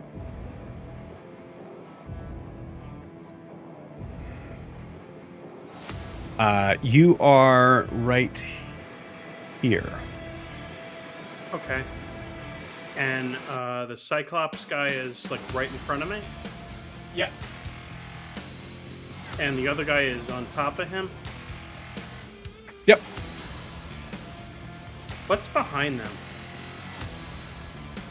A large, what looks to be like a large cracked mirror. Okay. Like, nice. kind of like a type of mirror you'd see on like a large sort of like chapel setting, like it's like 10 feet tall. Nice. I'm gonna go into rage. Nice. That would have been a lot more helpful before when you took like 30 damage on me. I'm gonna reckless attack. And I'm gonna swing with the hammer. Got it. That's a 21 to hit. Yeah, that for sure hits the Cyclops. Okay. That is 17 points of damage, and he's thrown back 10 feet. Is there any size limit? Large. This creature is large. Like, no, large and below is fine. Oh, I see. Anything Large and above below are large still is- knocked back. Got it. Yeah. Cool. All right, sweet. Being knocked back 10 feet, definitely into that mirror that will shatter everywhere. I like that a lot. This is very much what this type of fight is that the environment's going to fuck you guys up. Or fuck up anybody who gets knocked into it. Cool. Go ahead and start counting your second attack here. I'm going to do this 17, so that's 50 total. Okay, cool. How is he looking? The Cyclops, she's looking hurt. Okay. Well, far enough away at this point, I'm going to shoot them. Okay.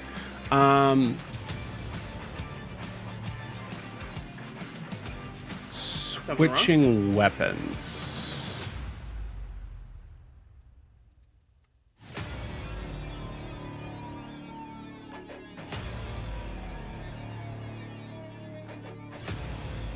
No, or I mean, I could keep using the same one. That's fine.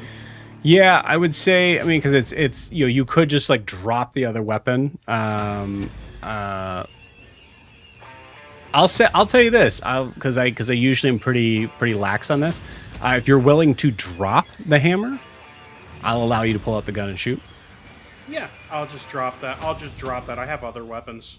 Cool. You got it.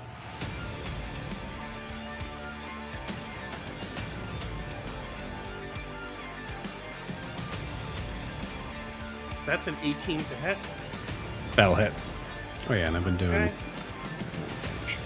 I'm gonna roll a dexterity saving throw on Carrion. That is a fail.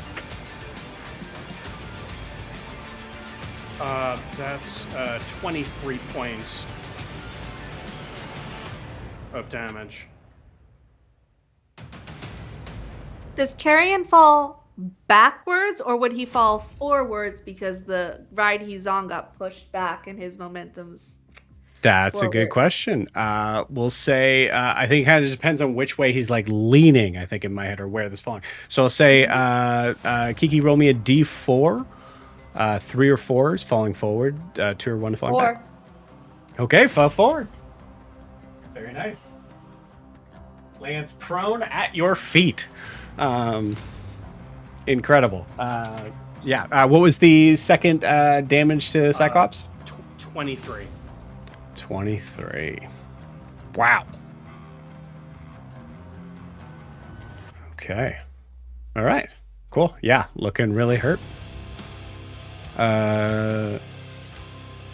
Also, because hit the mirror that is showing over, it takes an extra 4 points of damage from the glass. nice. That is all Does the around. mirror did the mirror hit the guy on top or no? No, if he's falling forward, I would say that makes sense. That the idea that that the Cyclops got knocked backwards into the glass as he fell forward. Totally. But he did get knocked prone, so there's that. So that was very effective. Cool. Yeah. Cool. Sick. Anything else on Timothy's turn? That's it. All right. Lysandra, Carrion is at your feet. Prone. Prone. Oh, baby. Yeah. Oh, Just baby. gonna say, we did give you a chance to end this without violence. Who's ready to see a second level smite? Oh, I thought that was a natural 20. That's only a 25? Yeah. Yep. That'll definitely hit. Okay. First attack, I will do a second level smite on it because I. Okay. Yeah. That's gonna be what Okay. Where's my dice? Okay. +5 +. What is a smite? I haven't smite. I've Haven't tried what? to be. I haven't Haven't smitten what? before. I haven't smitten before. You were gonna say It's smut. exciting. You were gonna say smut. I haven't smut before. I have that. Okay, so that's 6, 11, 19.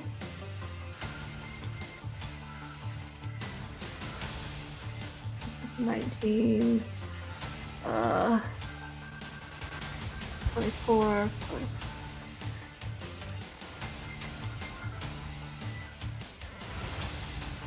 24 plus 7. 31 points of damage for the first attack. Oh my gosh. Okay, cool. It should be said, just a quick sort of thing on this. As Carrion is down on the ground, Carrion actually kind of throws up this sort of small device, and you see this kind of strange sort of soundproof sort of electromagnetic sort of thing happen as he's casting shield, and you break right through it. Awesome. I'm gonna hit him again. Okay, cool. With 2 attacks. Unfortunately, in 2024 rules, smite is a bonus action, so I can't just keep stacking smites.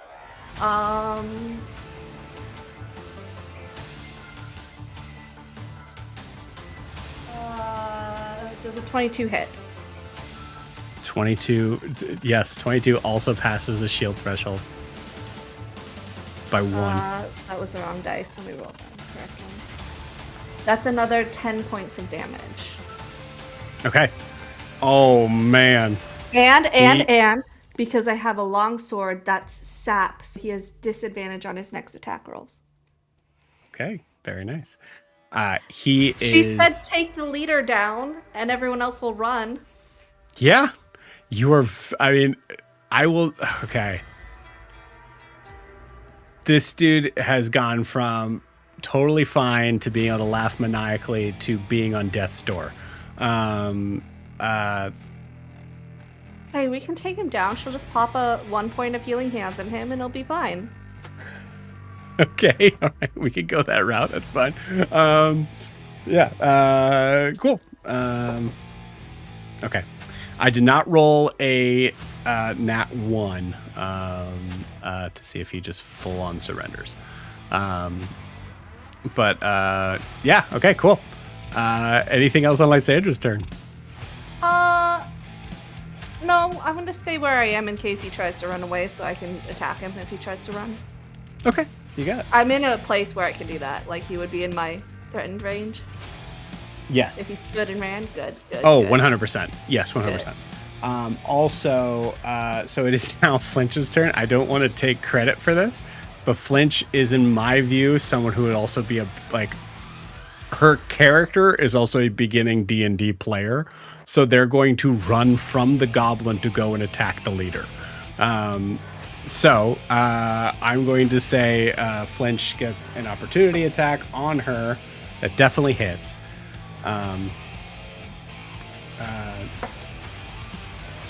Falling out of the thing. That is 6 points of damage to Flinch, who I'm going to have roll a Constitution saving throw from that. I mean, she's an adult, guys. She's 20 years old.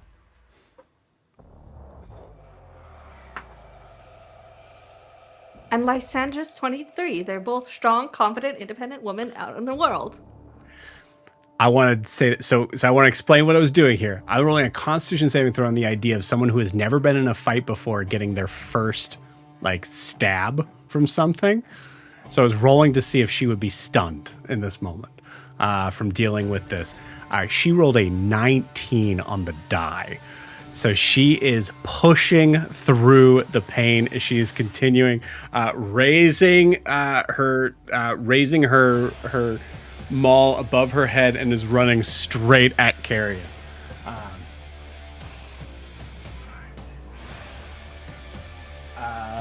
Let's see, who hasn't gone in a while? Actually, I would say, Rasa, do you, Ryan, you want to roll this d20 for flinch? Okay, I'm rolling. And he's prone, so it's at advantage. Oh yeah, it'd be an advantage, which is good because she only has +2 to this. Okay, well, first roll is an 18, so let's see if I crit. Nope, 18. You can join the team if she wants.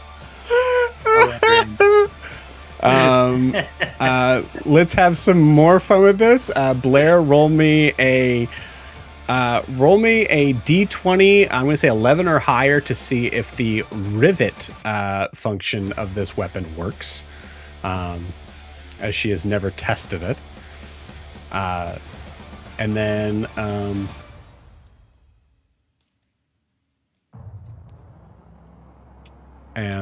I will have Matt roll a damage.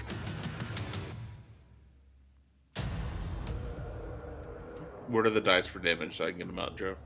It is a D12 if the rivet works. It is an extra D6 piercing damage.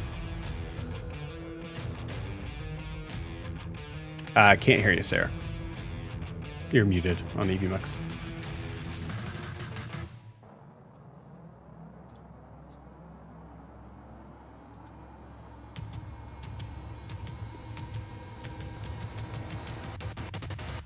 I rolled a 10 on the d20. Okay, so the rivet thing does not come out. That is just a fail. It is just a normal maul. Jericho, go ahead and roll me that D12. Just one? Just one. Plus, I guess technically +2? Yeah. Well, I rolled a 12, so 14 damage.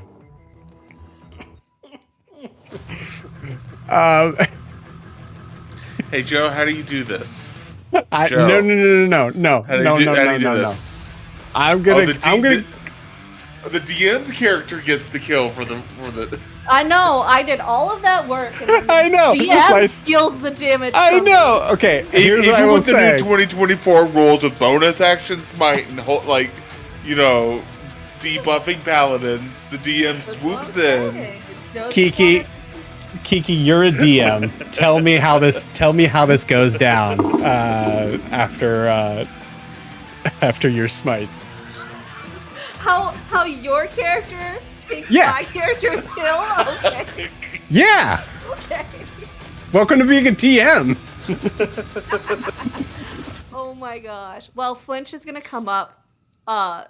Battle cry, full early Mulan battle cry. It does not sound like a battle cry, but she's trying. She's putting in the work as she swings this hammer, desperately clicking this switch, and nothing's happening, but she doesn't know that. She's just going for it and just drops it down on this poor man's stomach. Cool.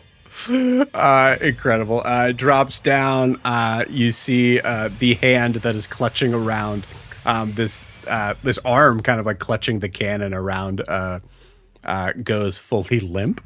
As all of a sudden, everyone around, including the Cyclops, stops, freezes in place. And with that, we'll end tonight's session. We'll see you guys next week. Bye.